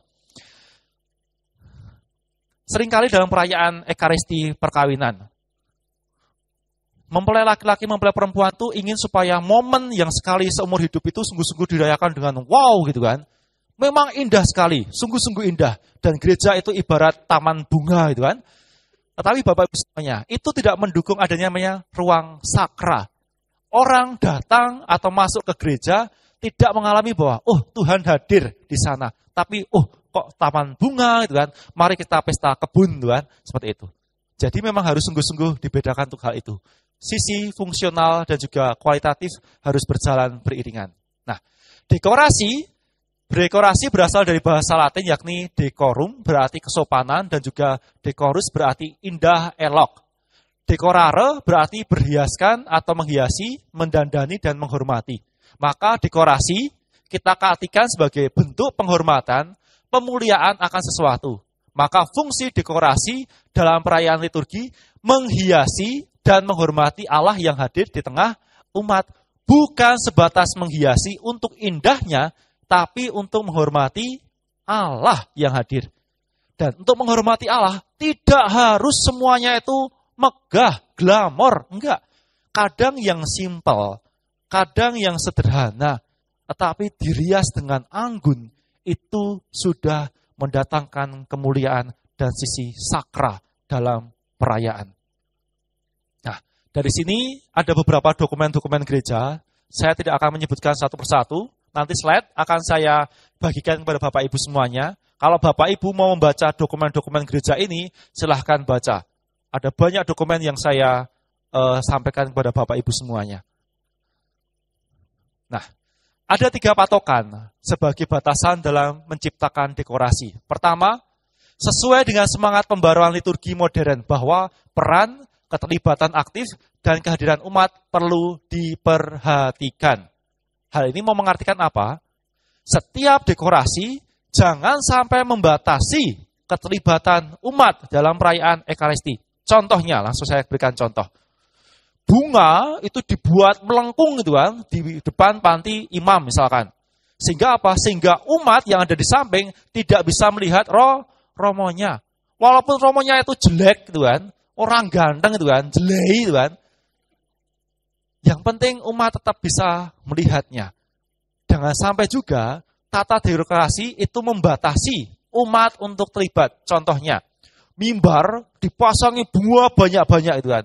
Sehingga mereka yang bertugas sebagai pemazmur tidak kelihatan di umat. Jadi jangan membatasi partisipasi umat dalam bertugas. Indah boleh, tapi jangan kehilangan unsur pembaruan liturgi, keterlibatan aktif, kehadiran umat, dan partisipasi. Kedua, karya-karya seni atau unsur dekorasi hendaknya tidak berlebihan, menampilkan wajah yang sederhana namun luhur. Jadi Bapak Ibu semuanya, tidak harus megah, glamor, tetapi sederhana saja, melainkan anggun, Tuhan. Bapak Ibu, kadang saya itu merasa terpukau ketika melihat undangan-undangan pernikahan atau undangan kegiatan-kegiatan apa itu kan. Ketika undangannya itu dibuat simpel, desainnya tidak banyak bunga-bunga dan sebagainya, hanya sedikit dengan warna yang cakep, dengan tulisan, itu sudah menampakkan sisi megah loh ya. Daripada bunganya banyak-banyak gitu kan, rasanya malah mumeti gitu kan. Lebih baik yang sederhana tetapi itu sungguh-sungguh elok, megah, anggun. Nah, itulah yang penting untuk diperhatikan. Kedua, mengedepankan makna dan fungsi objek liturgi. Tidak boleh menenggelamkan keberadaan unsur simbolik utama dalam liturgi. Contohnya, tabernakel, gitu kan? Tabernakel itu kehadiran Allah yang hadir di gereja. Kemudian ada inisiatif bahwa, wah Romo, yang tabernakel itu kan sesuatu yang tersuci dari yang suci Romo. baik kalau kita hiasi dengan bunga-bunga gitu kan. Terlalu banyak bunga sehingga kabur tabernakelnya itu di mana? Itu juga yang tidak diperkenankan. Jika mau menghiasi, hiaslah secukupnya yang sederhana di tabernakel. Itu sungguh-sungguh lebih baik demikian. Kemudian, spiritualitas pelayanan artis floral, biasanya problem ada di perangkai bunga dalam liturgi, ataupun juga seniman-senimawati artis floral. Nah, Paus Yohanes Paulus II dalam surat kepada para artis pernah juga menegaskan bahwa harus memperhatikan bahwa sisi-sisi liturgis ketika membuat rangkaian-rangkaian bunga. Bukan hanya sebatas indahnya saja, tapi juga harus memperhatikan kualitatif serta fungsional setiap tata-tata ibadah. Nah, Bapak Ibu semuanya, ada beberapa perhatian-perhatian terkait dengan tata dekorasi yang berkenan secara liturgis. Pertama, kesederhanaan yang luhur atau nobile simplicity. Suatu keindahan yang sederhana dan menarik dari apa saja yang digunakan atau dilakukan dalam perayaan liturgi merupakan undangan yang paling efektif untuk mengalami misteri. Apa yang dimaksudkan di sini? Bahwa hiasan yang sederhana itu akan menonjolkan bagian-bagian utama di panti imam. Contohnya, altar. Ketika altar dihiasi bunga yang sederhana, tidak menutupi semua bingkai altar, meja altar. Nah, kita sungguh-sungguh dibantu bahwa, oh itu altar, tempat perjamuan, bukan meja resepsi. Gitu kan? Bapak Ibu semuanya, kadang saya tuh menemukan bahwa altar itu semuanya dihias muter gitu kan, pakai kain tuh loh, kain yang apa? Semacam kayak resepsi itu loh gitu kan. Nah, renda-renda dan sebagainya, ada bunga-bunga dan sebagainya. Kadang mikir-mikirnya itu meja resepsi atau altar ya gitu kan. Nah, ini yang harus dipahami dari Bapak Ibu semuanya. Kemudian, kelaziman atau commonness. Dekorasi liturgi harus dikenali oleh umat. Setidaknya akrab bagi penglihatan dan pemahaman. Seperti yang saya sampaikan tadi. Kalau altar, ya hiasi secukupnya. Sehingga orang yang masuk ke gereja itu tahu bahwa, oh itu altar. Dan altar tidak kehilangan sisi magisnya atau sisi mistiknya. Mimbar pun juga sama. Orang masuk ke gereja melihat mimbar. Oh, itu mimbar untuk bacaan. Bukan, ini mimbar atau bukan ya? Gitu kan. Kok banyak bunganya dan sebagainya. Tidak memperlihatkan mimbarnya. Bapak Ibu semuanya, kalau terlalu banyak bunga-bunga di mimbar, fokusnya orang bukan ada di orang yang membaca sabdanya, tapi pada di bunganya. Nah, ini yang perlu kita sadari bersama. Yang ketiga adalah keindahan atau beauty-nya. Keindahan itu berkaitan dengan yang kudus menghadirkan Allah dalam keagungannya kepada manusia. Contohnya seperti ini. Bunganya yang simple, sederhana, tetapi dengan bunga yang sederhana ini menampakkan bahwa, oh ini altar. Berbeda dengan meja-meja yang lain. Ini meja altar, meja untuk penghadiran karya keselamatan. Nah, dan yang terakhir adalah kualitas dan kepantasan. Karya hiasan bunga haruslah menempatkan keaslian, bukan sesuatu yang pragmatis maupun juga yang instan. Maksudnya apa? Ketika menghias bunga, usahakan bunga yang digunakan adalah bunga alami, bukan bunga plastik, kertas, dan sebagainya. Jangan. Tapi tetap diusahakan bunga yang asli, gitu kan. Romo kan awet Romo, gitu kan. Bunga imitasi bagus Romo, gitu kan. Ngirit, gitu kan. Kolektor gereja tidak berkurang untuk bunga yang digunakan hanya untuk 2 hari, 3 hari, kemudian langsung layu, gitu kan. Mending kan sintetis Romo untuk selama-lamanya kekal abadi kasih setianya, itu kan. Tidak bisa Bapak Ibu semuanya. Hiasan pun juga harus menggunakan hiasan bunga yang hidup. Jika tidak ada bunga, bisa menggunakan namanya pot dan sebagainya untuk hiasan-hiasan hidup. Itu sudah lebih dari cukup. Tidak harus semuanya bunga. Sekarang ada kebiasaan menggunakan pot dengan daun-daun yang baik, gitu kan. Misalkan kayak aglonema dan sebagainya, itu sesuatu yang baik. Nah, jadi tidak harus untuk menghias altar kita membutuhkan dana yang begitu besar, mahal, enggak. Kita punya kok banyak alternatif. Bahkan ketika saya lihat misalkan di kapel susteran, biasanya para suster itu menghias altar menggunakan pot-pot biasa, kemudian di potnya itu diberi namanya kain-kain yang renda-renda. Kok renda-renda? Kain apa ya? Nilon, nilon tuh ya. Nilon ya? Nah, diberi kain yang itulah, jadi tambah cantik gitu kan. Sehingga semakin semangat untuk merayakan Ekaristi bersama suster. Nah, keaslian tadi sudah saya sampaikan.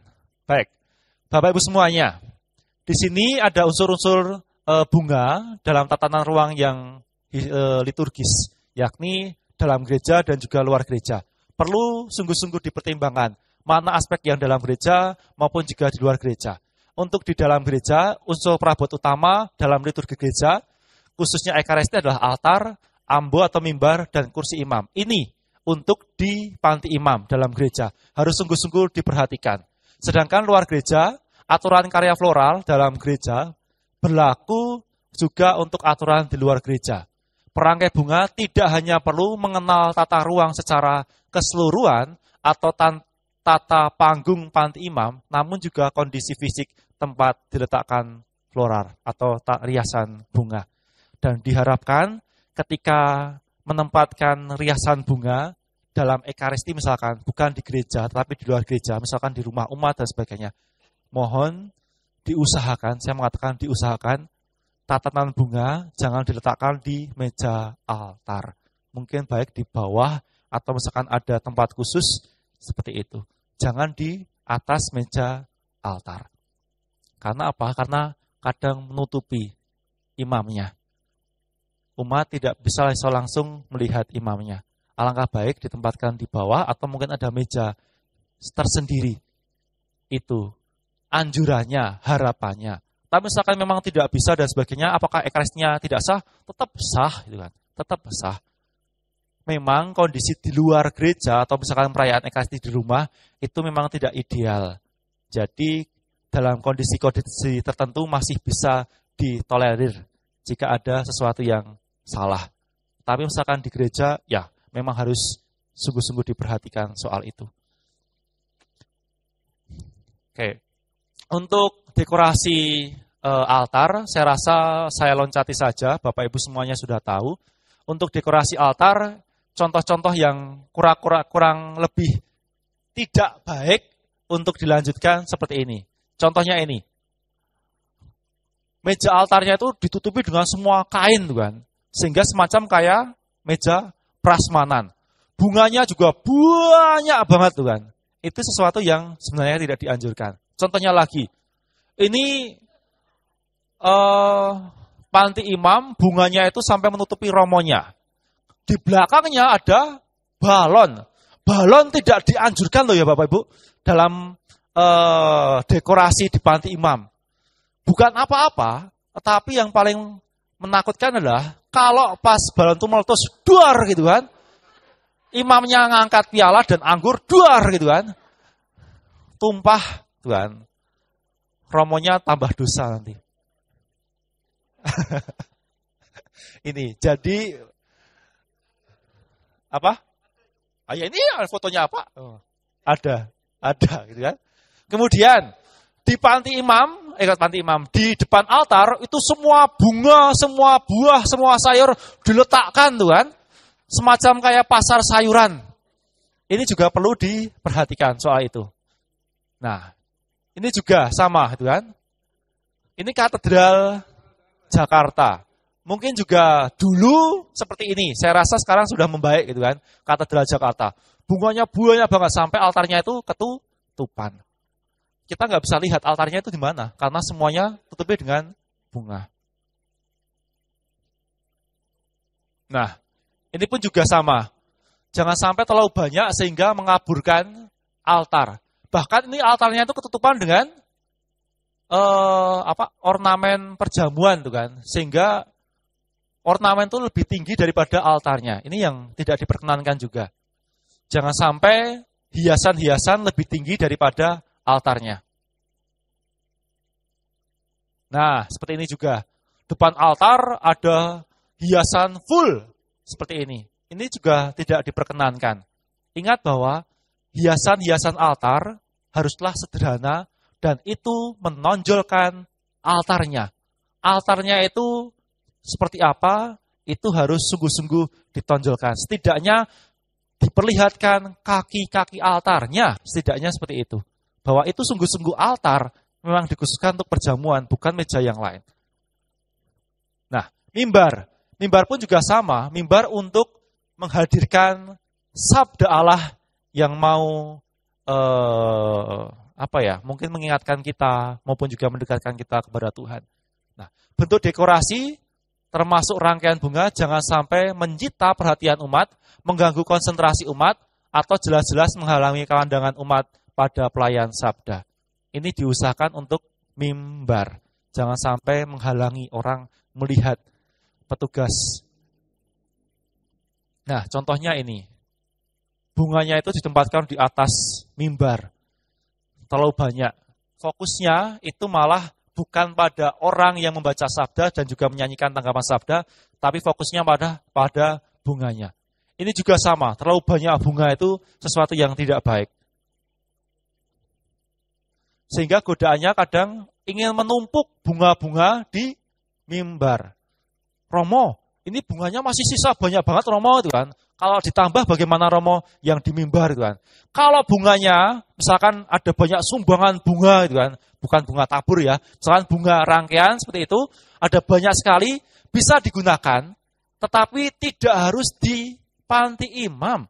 Misalkan bisa digunakan di depan gereja atau di samping pintu dan sebagainya, silahkan boleh kok. Tidak harus semuanya dibuyuke di panti imam, ditaruh di panti imam. Nah, ini yang nobile, simplicity. Yang sederhana tetapi anggun, Tuhan. Kalau Bapak Ibu lihat ini, Tuhan, ini kan sederhana tapi kan anggun, sungguh-sungguh anggun, memukau dan begitu baik. Tidak menghalangi umat yang menyanyikan mazmur maupun juga membacakan sabda Tuhan. Jadi ada di bawah. Misalkan saja di Vatikan pun juga sama, ada di bawah. Tidak menghalangi fungsi mimbarnya. Kemudian, kursi imam pun juga sama. Kursi imam sama sekali tidak boleh menyerupai tahta. Bahkan simbolis kursi imam haruslah sederhana. Itu. Dan tidak harus diberi namanya bunga-bunga, nggak usah. Panti imam, untuk kursi imam tidak usah diberi bunga-bunga. Nah, tabernakel pun juga sama. Penempatan bunga di tabernakel jangan sampai mengganggu penglihatan umat kepada wujud tabernakel itu sendiri. Secara kuantitatif juga perlu dipertimbangkan. Contohnya apa? Contoh yang salah. Nah, tabernakel banyak sekali bunga-bunga seperti ini. Ini sesuatu yang salah. Tabernakel, ya, buatlah bahwa ini adalah tabernakel. Kalau mau diberi bunga, ya, sedikit saja. Alangkah baiknya nggak usah diberi bunga sekalian di tabernakel. Fokus hanya pada altar, mimbar. Itu saja fokusnya. Nah, untuk patung-patung atau gambar orang kudus. Patung gambar orang kudus harus diatur sehingga dapat membantu umat menghayati misteri iman yang dirayakan. Maka jangan sampai jumlah patung dan gambar berlebihan. Sehingga semua ada di panti imam itu banyak sekali patung-patung gitu kan. Berderet-deret, tidak boleh. Dan diusahakan hanya satu patung saja yang sejenis. Contohnya, patung Santo Yusuf gitu kan. Ya, tempatkan saja di kiri saja atau di kanan saja. Tidak usah kanan kiri pojokan ada Santo Yusuf gitu kan. Satu saja, nggak usah banyak-banyak. Begitupun juga dengan patung-patung yang lain. Nah, dekorasi-dekorasi untuk masa khusus, sebenarnya saya sudah tampilkan apa saja panduannya, misalkan Advent, tuh kan. Praktek kesalahan Corona Advent juga perlu diusahakan. Bentuknya juga lingkaran Corona Advent, tuh kan. Bukan malah persegi atau persegi panjang, tetap dalam bentuk lingkaran. Nah, kemudian Natal, ada juga pertimbangan-pertimbangan yang perlu diperhatikan. Saya rasa untuk hal ini Bapak Ibu semuanya bisa dipelajari nanti sendiri, Tuhan. Nanti slide akan saya bagikan kepada Bapak Ibu. Tapi lebih dari ini, apakah ada pertanyaan dari Bapak Ibu semuanya untuk tata dekorasi? Apakah ada pertanyaan tentang tata dekorasi dari Bapak Ibu semuanya? Kira-kira apakah jelas untuk tata dekorasi? Kadang yang memahami tata dekorasi ya, mereka yang biasa menghias panti imam. Bagi Bapak Ibu yang jarang menghias, setidaknya ini cukup menjadi teori maupun panduan aturan-aturan untuk mengarahkan umat mungkin ketika menata ruang panti imam. Begitu, jika tidak ada pertanyaan, oke. Baik.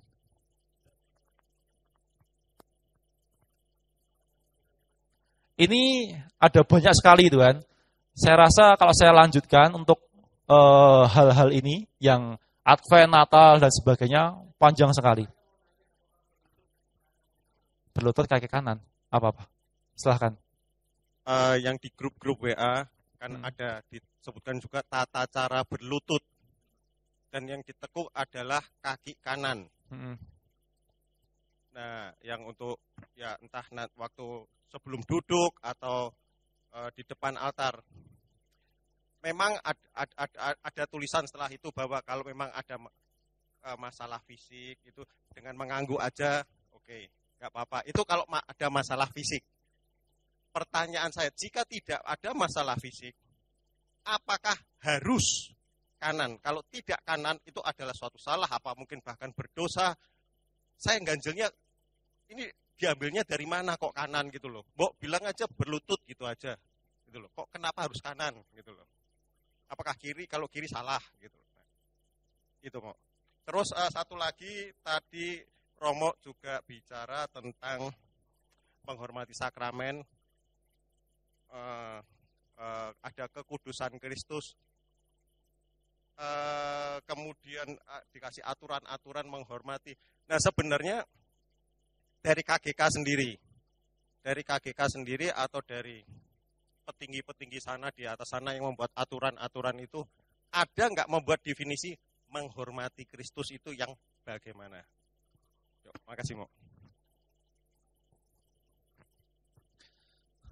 Baik, pertanyaan pertama terkait dengan berlutut. Berlutut terkait dengan panduannya. Memang ada panduan tentang bagaimana cara berlutut dalam liturgi. Dan ini memang lebih ditonjolkan untuk para petugas-petugas liturgi. Supaya apa? Supaya dalam tata ibadahnya pun juga serempak. Tidak yang satu kiri, yang satu kanan, dan sebagainya. Supaya anggun ketika sama, balance. Nah, terkait dengan umat beriman, bagaimana? Sesungguhnya, untuk tata penghormatan berlutut untuk umat beriman, memang dianjurkan. Seperti halnya para petugas liturgi, kanan. Karena apa? Karena ya, mungkin saya pastinya perlu membaca lebih dalam lagi. Apakah dahulu memang ada suatu kebiasaan dalam Romawi bahwa berlutut itu dari kaki kanan. Karena tata cara kita pun dalam penghormatan tidak bisa dilepaskan dari tradisi Romawi atau tradisi Yahudi juga. Dan itu pun juga kita pahami bahwa dalam penghormatan kepada raja dan sebagainya, biasanya kaki kanan yang yang berlutut, kan, yang ditekuk, maaf, seperti itu. Kita pun juga mengadopsi hal itu juga. Tapi apakah itu memang sungguh akhirnya baku, wajib, kalau tidak wajib, berdosa, saya rasa juga tidak. Yang memang diharapkan, dilakukan secara ideal adalah para petugas liturgi. Supaya apa? Supaya serempak. Kalau ada umat yang mungkin kede, itu kan, kede apa ya bahasa Jawanya? Kidal, itu kan. Kidal untuk berlutut, biasa pakai kiri, yang nggak masalah. Yang penting hatinya bagaimana kita mau menghormati kehadiran Tuhan di gereja itu. Dalam sakramen Maha Kudus. Itu yang paling penting. Untuk berlutut kaki kiri, kaki kanan memang diharapkan untuk para petugas liturgi. Seperti itu. Itu yang sejauh yang saya pahami sampai saat ini. Umat pun ya dianjurkan. Tapi misalkan memang tidak bisa berlutut, sakit, atau mungkin juga biasanya berlutut pakai kaki kiri, nggak masalah. Yang penting bagaimana hatimu memusatkan itu, bukan hanya sebatas formalitas. Itu jawaban dari saya. Kemudian yang kedua, tentang apa tadi ya? Menghormati Kristus, itu apakah ada panduannya dan sebagainya. sejauh yang saya ketahui, mungkin bisa ditambahkan mungkin Pak Dedi ataupun juga Pak Willy dan sebagainya, mungkin ada yang tahu. Sejauh yang saya tahu adalah penghormatan. Itu pertama-tama dari sisi hatinya. Sebab Tuhan pun mengatakan bahwa semuanya pertama-tama dari hati.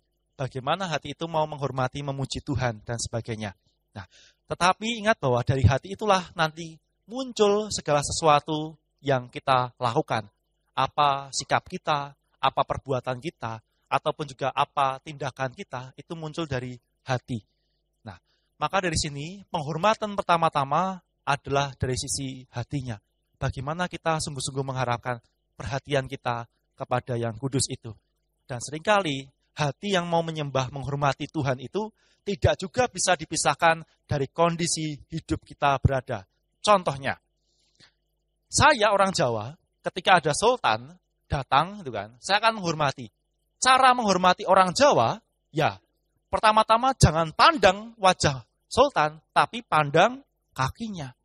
Itu cara saya menghormati, karena hati saya untuk menghormati tidak bisa dilepaskan dari sisi budaya saya berada. Jika misalkan Pak Tono mau menghormati kehadiran Tuhan dan mau menghormati misalkan sakramen Tuhan dengan cara menghormati, menunduk atau mungkin tangan mau menyembah dan sebagainya, jika itu sungguh-sungguh membantu untuk menghormati kehadiran Tuhan, lakukanlah. Saya mengatakan bahwa kita itu punya gerak sense of faith kalau dalam bahasa Inggrisnya, yakni rasa iman yang akan membuat kita dalam bertindak seperti apa. Tapi intinya semuanya berasal dari hati. Bagaimana hati kita mau mengarahkan perhatian pada Tuhan, menghormatinya ataukah tidak. Itu Pak Tono. Oke. Apakah ada lagi? Tambah banyak ya itu. Oke, silakan Bu Riri. Saya mau menanyakan soal sesi foto-foto, Romo. Biasanya saat perayaan besar ya, Romo. Itu kayak kayak gitu. Itu biasanya selalu pengen, setelah selesai misa itu selalu pengen foto bersama Romonya. Nah, yang mau saya tanyakan, Romo, itu di mana sih batas sakra di Panti Imam itu, Romo, khususnya di gereja HKY ini? Karena yang saya tahu waktu di Katedral Jakarta itu, Romo, selesai misa itu, Romo, itu ada yang jaga, Romo. Jadi kalau mau foto-foto, kebanyakan kan juga ada dari luar kota itu ya, pengen foto pertama kali datang misa di katedral itu pengen foto, itu ada diizinkan untuk di depan itu, tapi ada batas sakra, Romo. Nah, yang mau saya tanyakan, batas sakra di Panti Imam di HKY itu di sebelah mana, Romo? Di undak-undakan sebelah mana? Oke. Terima kasih. Baik, terima kasih. Saya langsung jawab saja. Bapak Ibu semuanya, bukan hanya di HKY, tapi di semua gereja, ada pembedaan mana tempat imam dan mana tempat untuk umat. Biasanya akan dibedakan dengan cara adanya undakan atau level yang berbeda ketinggiannya. Nah, awal untuk memulai ketinggian itu, di sanalah sudah masuk ke Panti Imam. Misalkan saja Mejasem, itu undakannya hanya 1. Nah, undakan 1 itulah Panti Imamnya. Begitupun juga dengan kita, karena kita lebih tinggi, yaitu mulai undakan 1, kedua, ketiga, dari undakan pertama, itulah Panti Imam.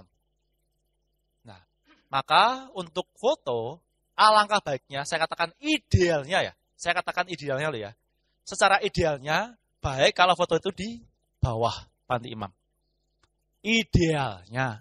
Tetapi kadangkala situasional itu susah untuk dipungkiri. Misalkan, penerimaan komuni pertama gitu kan, anaknya banyak banget. Kalau semuanya ada di depan tuh kan, biasanya tidak cukup. Kadang pertimbangan sesuatu ya memang tidak ideal gitu kan. Tapi ya bagaimana lagi gitu kan. Itu yang ingin saya katakan bahwa mulainya dari itu, undakan pertama itu Panti Imam. Seperti itu. Begitu Bu Rudi. Dimanapun berada, misalkan di katedral, itu undakannya sampai 6 atau sampai 7, saya lupa. Nah, mulai dari undakan pertama itulah, itu sudah bagian panti imam. Misalkan lagi, di mana ya, Brebes, itu undakannya ada 4 dan lebih tinggi. Yaitu mulai dari pertama itu panti imam.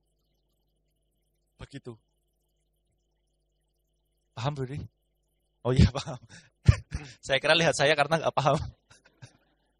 Ada lagi? Pak Narto? Oke.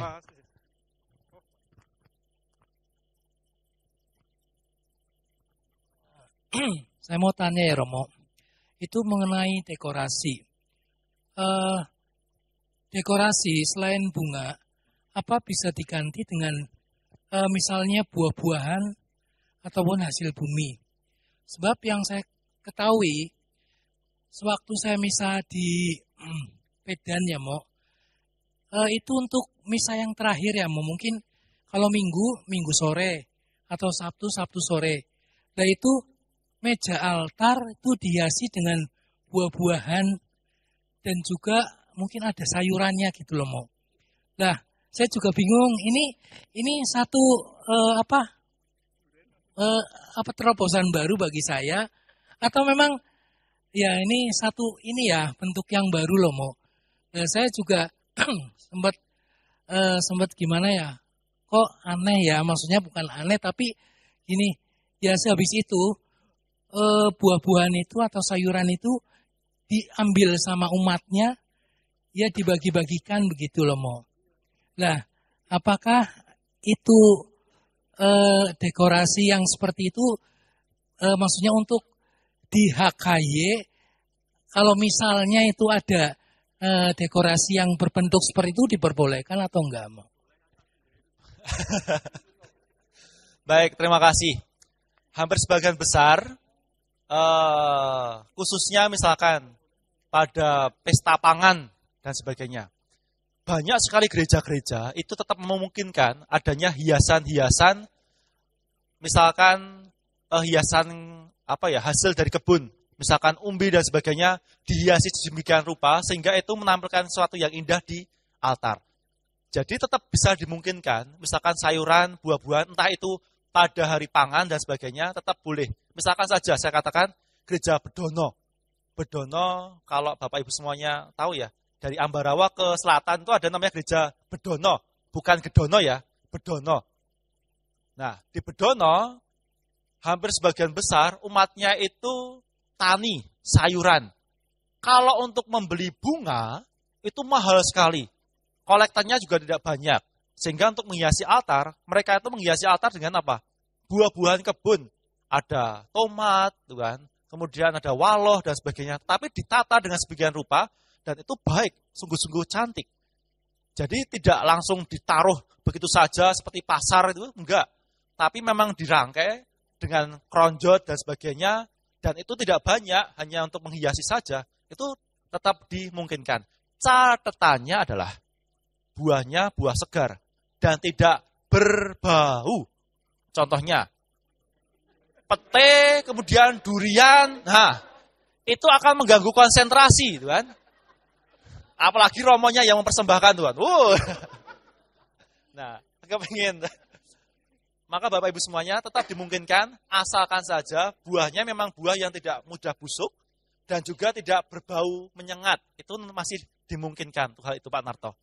Yaitu, misalkan saja kayak durian itu jangan sampai durian itu disembahkan tuh kan. Lebih baik dipersembahkan ke meja pasturan tuh kan,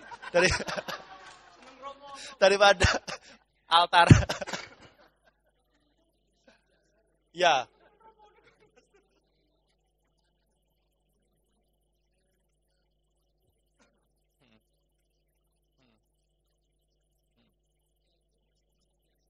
Masih dimungkinkan kok Pak. Masih bisa dimungkinkan. Yang penting tadi sebenarnya. Ya itu.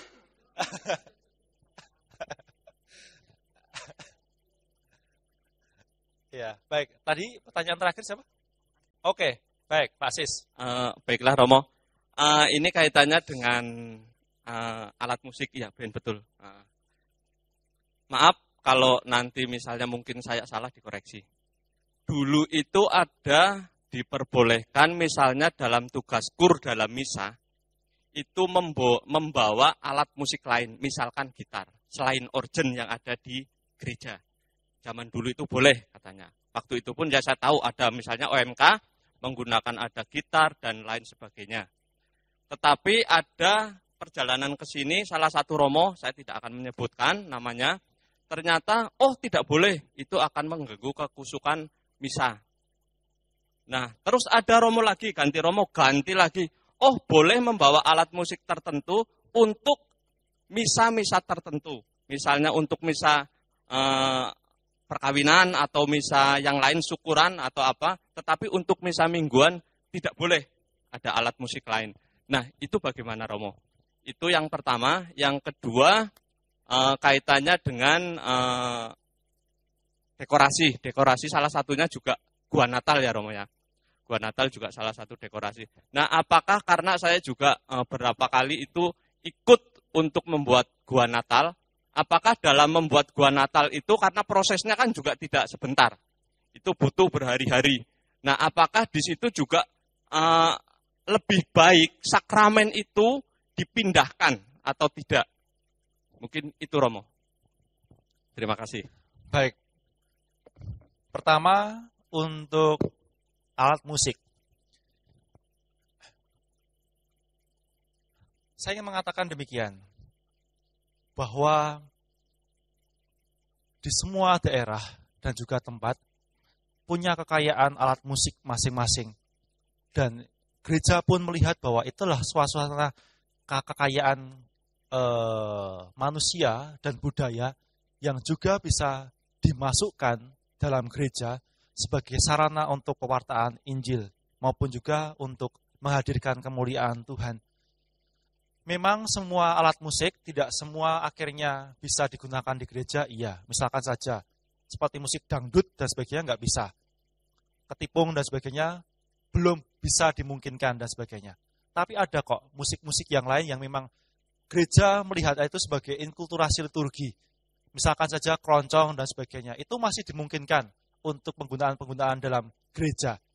Jadi posisinya adalah banyak alat musik yang bisa kita gunakan untuk memuliakan Tuhan. Tidak harus organ. Memang dalam PUMR ataupun juga dalam dokumen musik sakram, memang organ itu sebagai musik utama dalam gereja untuk mengiringi tata ibadah. Karena itu memang sudah digunakan sejak beratus-ratus tahun. Dan itu memang menjadi suatu gambaran untuk memuliakan Tuhan.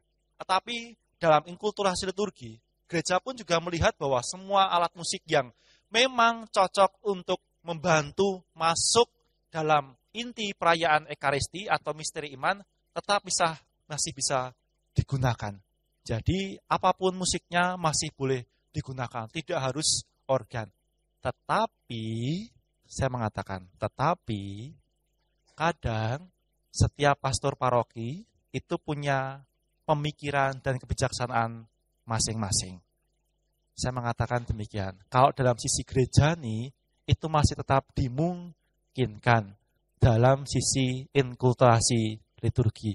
Tetapi setiap romo paroki kadang punya pemikiran yang berbeda dengan situasi kondisi di lingkungan ataupun juga parokinya masing-masing. Apakah itu salah ataukah tidak benar? Saya tidak bisa menilai hal itu. Tapi yang jelas bahwa mungkin bahwa ada sesuatu yang baik yang mau diperjuangkan romo paroki untuk membuat keputusan itu. Tetapi kalau misalkan Pak Sis bertanya kepada saya tentang dokumen gereja dan juga tentang aturan baku dalam gereja, saya mengatakan bahwa dimungkinkan untuk hal itu. Sebab gereja melihat bahwa budaya dengan segala kekayaannya, entah itu musik, entah itu lagu, pun juga digunakan untuk memuliakan nama Tuhan. Begitu Pak Sis, yang bisa saya jelaskan. Kemudian pertanyaan kedua tentang apa tadi? Gua Natal, Tuhan. Nah, untuk pembuatan gua Natal, kalau berpikir tentang yang ideal, saya mengatakan sesuatu yang ideal, sebenarnya melihat dari tahta suci, dari Basilika Santo Petrus, gua Natal itu ditempatkan di luar gereja atau di luar basilika. Bahkan kalau di basilika itu gua Natal malah ditempatkan di depan basilika, di tempat halaman Santo Petrus, bukan di dalam gereja. Itu yang ideal. Karena apa? Karena gua Natal itu sesuatu yang profan. Itu untuk hiasan saja. Memperlihatkan bahwa Tuhan Yesus telah lahir. Tetapi tetap dimungkinkan di dalam gereja asalkan tidak di panti imam. Masih dimungkinkan walaupun tidak ideal, bisa dibuat tetapi tidak di panti imam, di samping gereja. Atau mungkin juga di tempat mana lah, yang penting tidak di panti imam. Nah, untuk menghias ini memang alangkah baiknya jika itu membuat bunyi-bunyian dan umat kadang agak lalu lalang untuk mengambil mungkin pisau atau mungkin dray atau mungkin tang cartut dan sebagainya, ya baiknya sakramen dipindahkan lebih dahulu ketika membuat gua Natal. Seperti itu. Begitu Pak Sis. Oke. Ada pertanyaan lagi? Sudah jam 12 Bapak Ibu semuanya. Sepertinya sudah mulai wajah lapar gitu kan. Snacknya apakah masih ada? Oh masih ada gitu kan. Silahkan Bapak Ibu yang nanti masih kelaparan, di belakang masih ada snack gitu kan. Ada air minum juga gitu kan. Kalau minumnya kurang, keran juga masih banyak itu kan. Bercanda. Baik, untuk waktu saya kembalikan kepada Pak Dedi. Monggo, terima kasih. Terima kasih Romo.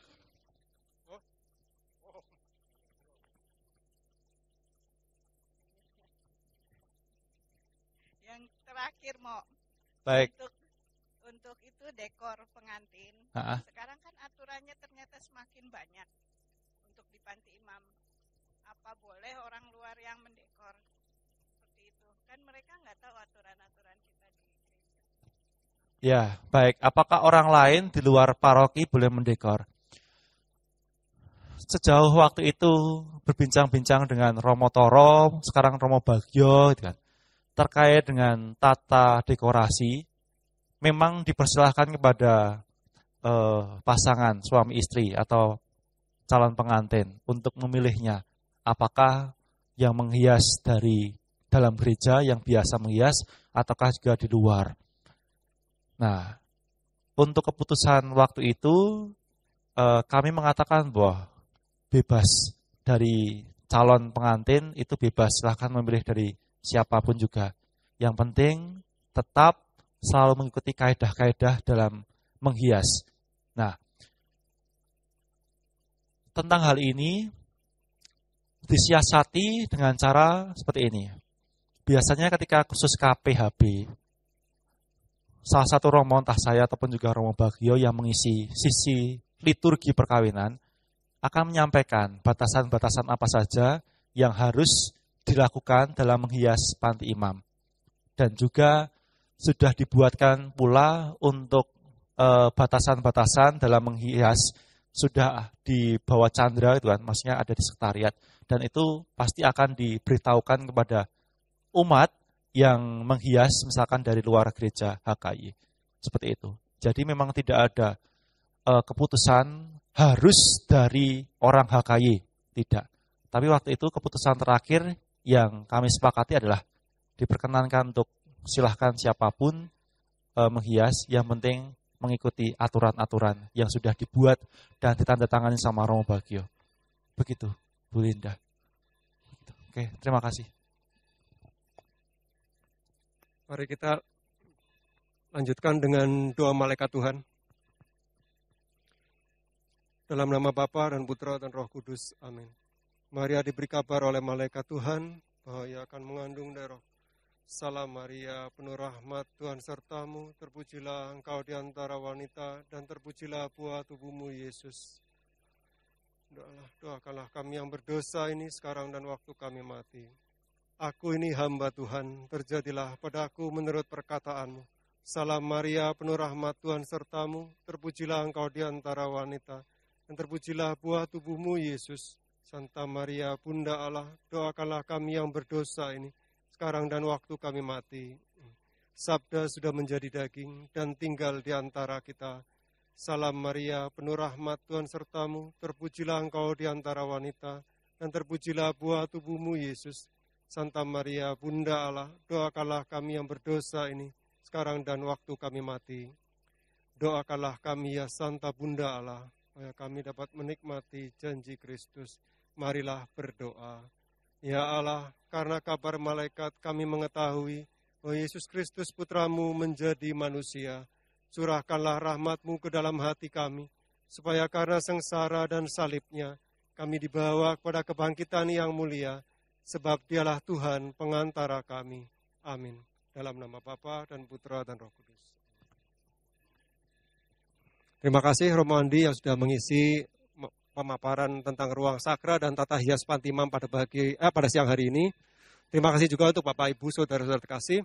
Mudah-mudahan lewat pemaparan yang Romo Andi berikan pada siang hari ini, memberikan jawaban dari beberapa pertanyaan yang timbul dari segala yang mungkin telah terjadi ataupun yang belum terjadi, atau yang akan kita lakukan nanti di masa depan.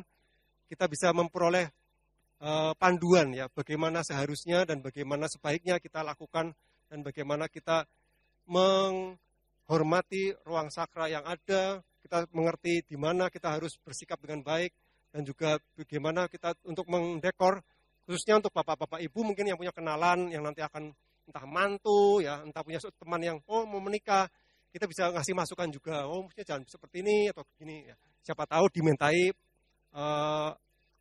masukan, misalkan seperti itu. Lalu untuk tadi yang menyambung pertanyaan Bu Linda ya, yang soal itu mungkin saya sempat kepikiran sebenarnya Romo, nanti jadi kayak satu ada mekanisme, karena kita kan nggak bisa tahu, kalau misalkan orang itu mau dekor, sementara dia nggak pakai orang yang HKY, yang tahu, orang luar.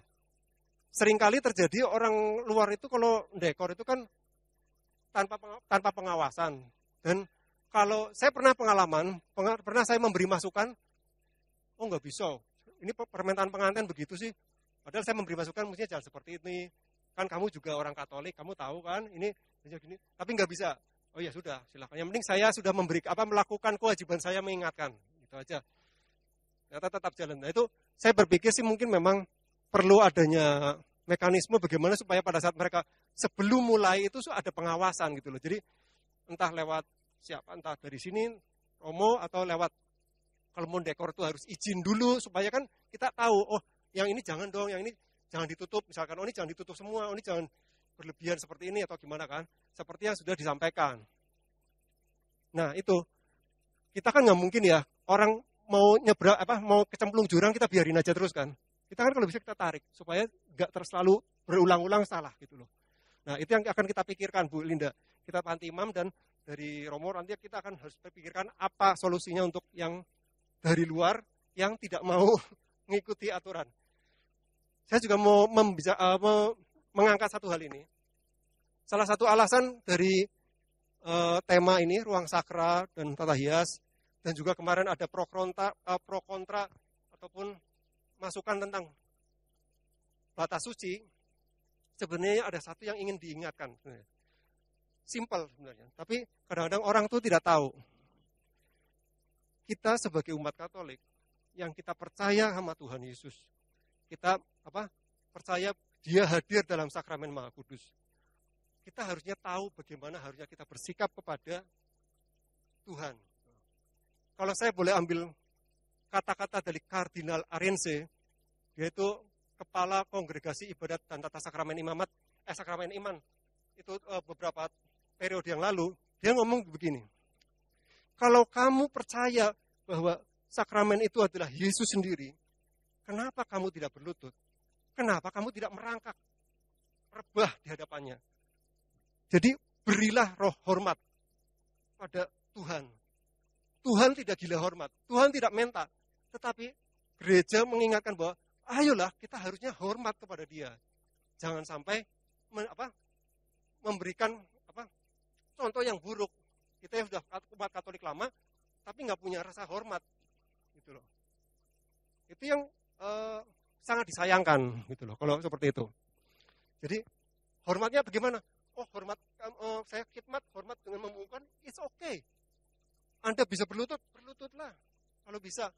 Tapi kalau Anda hanya bisa membungkukkan khidmat, tapi itu adalah kepenuhan dan cintamu sepenuhnya adalah dengan cara seperti itu, lakukanlah dengan sepenuh hatimu gitu. Itu mungkin inti yang ingin disampaikan lewat penghormatan pada yang kudus ini loh. Gitu.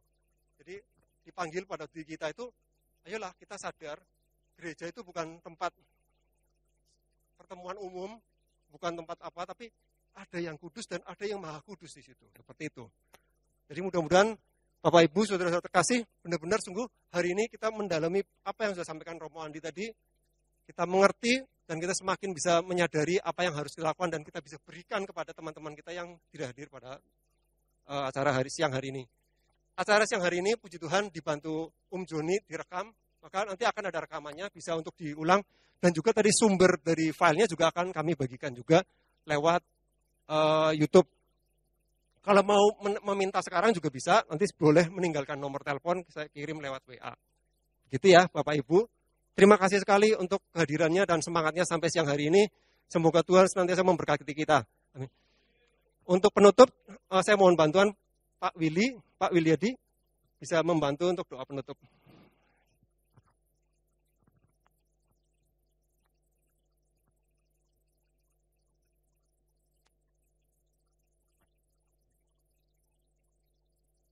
Bapak Ibu yang terkasih, mari kita satukan hati untuk bersyukur kepadanya. Dalam nama Bapa dan Putra dan Roh Kudus. Amin. Allah Bapa yang Maha Pengasih, kami memuji dan bersyukur kepadamu karena Engkau selalu mengasihi kami, memberkati kami, dan membimbing kami. Hari ini, pada perayaan Ekaristi pagi ini, Engkau telah membimbing kami untuk selalu saling mengampuni, sehingga kami dapat peroleh damai, sehingga kami dapat hidup dengan tenang, saling mengampuni, saling mengasihi. Siang ini kami juga memperoleh bimbingan-Mu melalui pengajaran kekudusan, terutama agar kami mampu menyadari kekudusan-Mu. Walaupun kesadaran kami tidak menambah kekudusan-Mu, namun berguna bagi kami untuk menambah kekudusan kami dan mendekat kepadamu, sehingga kami makin memahami misteri-misteri yang Engkau hadirkan di hadapan kami. Kini kami akan pulang ke rumah kami masing-masing. Bimbinglah kami, lindungilah kami, agar kami selamat sampai ke tempat kami masing-masing. Dan kami mohon berkat-Mu melalui gembala kami, Romo Andi. Tuhan bersamamu. Semoga kita peroleh belas kasih, perlindungan, dan berkat dari Allah yang Maha Kuasa, Bapa dan Putra dan Roh Kudus. Amin. Terima kasih Romo Andi, terima kasih Bapak Ibu Saudara sekalian, berkat Tuhan menyertai kita semua. Amin.